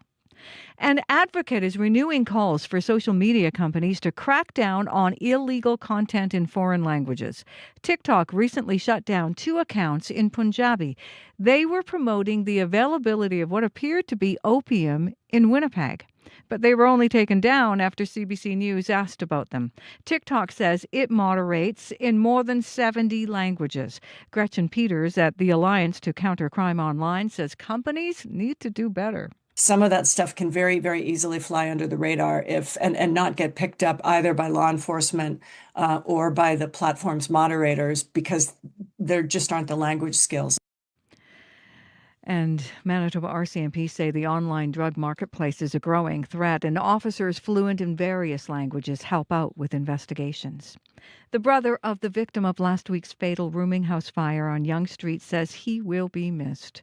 Murray Thomas says his 68-year-old brother Greg was a good guy. He says Greg had health problems and would have had trouble escaping from his second-floor suite. Thomas learned of his brother's death from police. A little ticked off because someone set the fire and there was no need for him to go. I'm hoping it was just smoke that overcome him because he couldn't get down the stairs very fast, couldn't walk very fast, had very bad COPD. A 40-year-old man who also lived in the rooming house is charged with manslaughter. Canada's inflation rate ticked lower in January. Statistics Canada says lower gas and housing prices helped move the national rate down to 2.3% from 2.4% in December. As for food prices, they eased off slightly but are still rising. They were up by 4.8% last month from 5% in December. Manitoba's inflation also eased off a lot, from 3.7% in December to 2.6% last month. A lynx orphaned last year has a new care plan following a slew of tests. Lumi was taken into Wildlife Haven in Ile-des-Chênes after an eye injury in August. Executive Director Zoe Nakata says a few months later the lynx developed seizures. So Lumi was sent to Ontario for special MRI and neurology assessments. To do something like that on a lynx is unique, doesn't happen every day, and in fact can't even happen here in Manitoba. So we worked with our friends at the National Wildlife Centre and at the Ontario Veterinary College, and we transported Lumi to Ontario. The test revealed Lumi likely suffered a brain injury, causing her to develop trauma-induced epilepsy. She needs medication for the rest of her life to control the seizures. The lynx will eventually live at the Assiniboine Park Zoo. You can find more news updated throughout the day. All you have to do is head to cbc.ca/Manitoba. All right, thanks, Heather. Thank you. Well, we're thanking Heather Wells and Megan Ketchison, as well as Joni Nicolo out there in our news department this morning. Also want to thank Jim Agapito for contributing to the show, our community reporter, and videographer Travis Golby, I believe he was out with. Our I-Team reporter, Michelle Allen, who was in with a report today, as well as associate producer Sierra Sanders, and our Studio 15 team, Corey Funk, Abby Adiemi, and Darren Marash, the Dream Team, and Nellie Gonzalez and Leif Larson are our producers here. It is 8:35, and Corey, you've had a the quietest morning ever.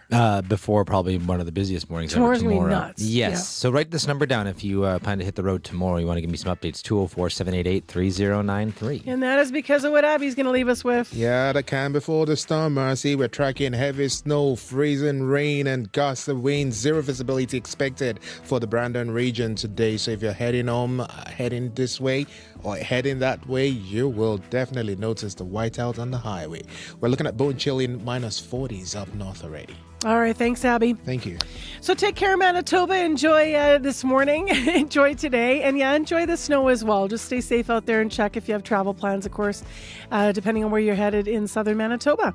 We are back here tomorrow to get you through what's likely to be a snowy morning. Thanks for joining us today on 89.3 FM, 990 AM on the app, or if you watched on YouTube. I'm Marcy Marcusa. This is CBC. See ya.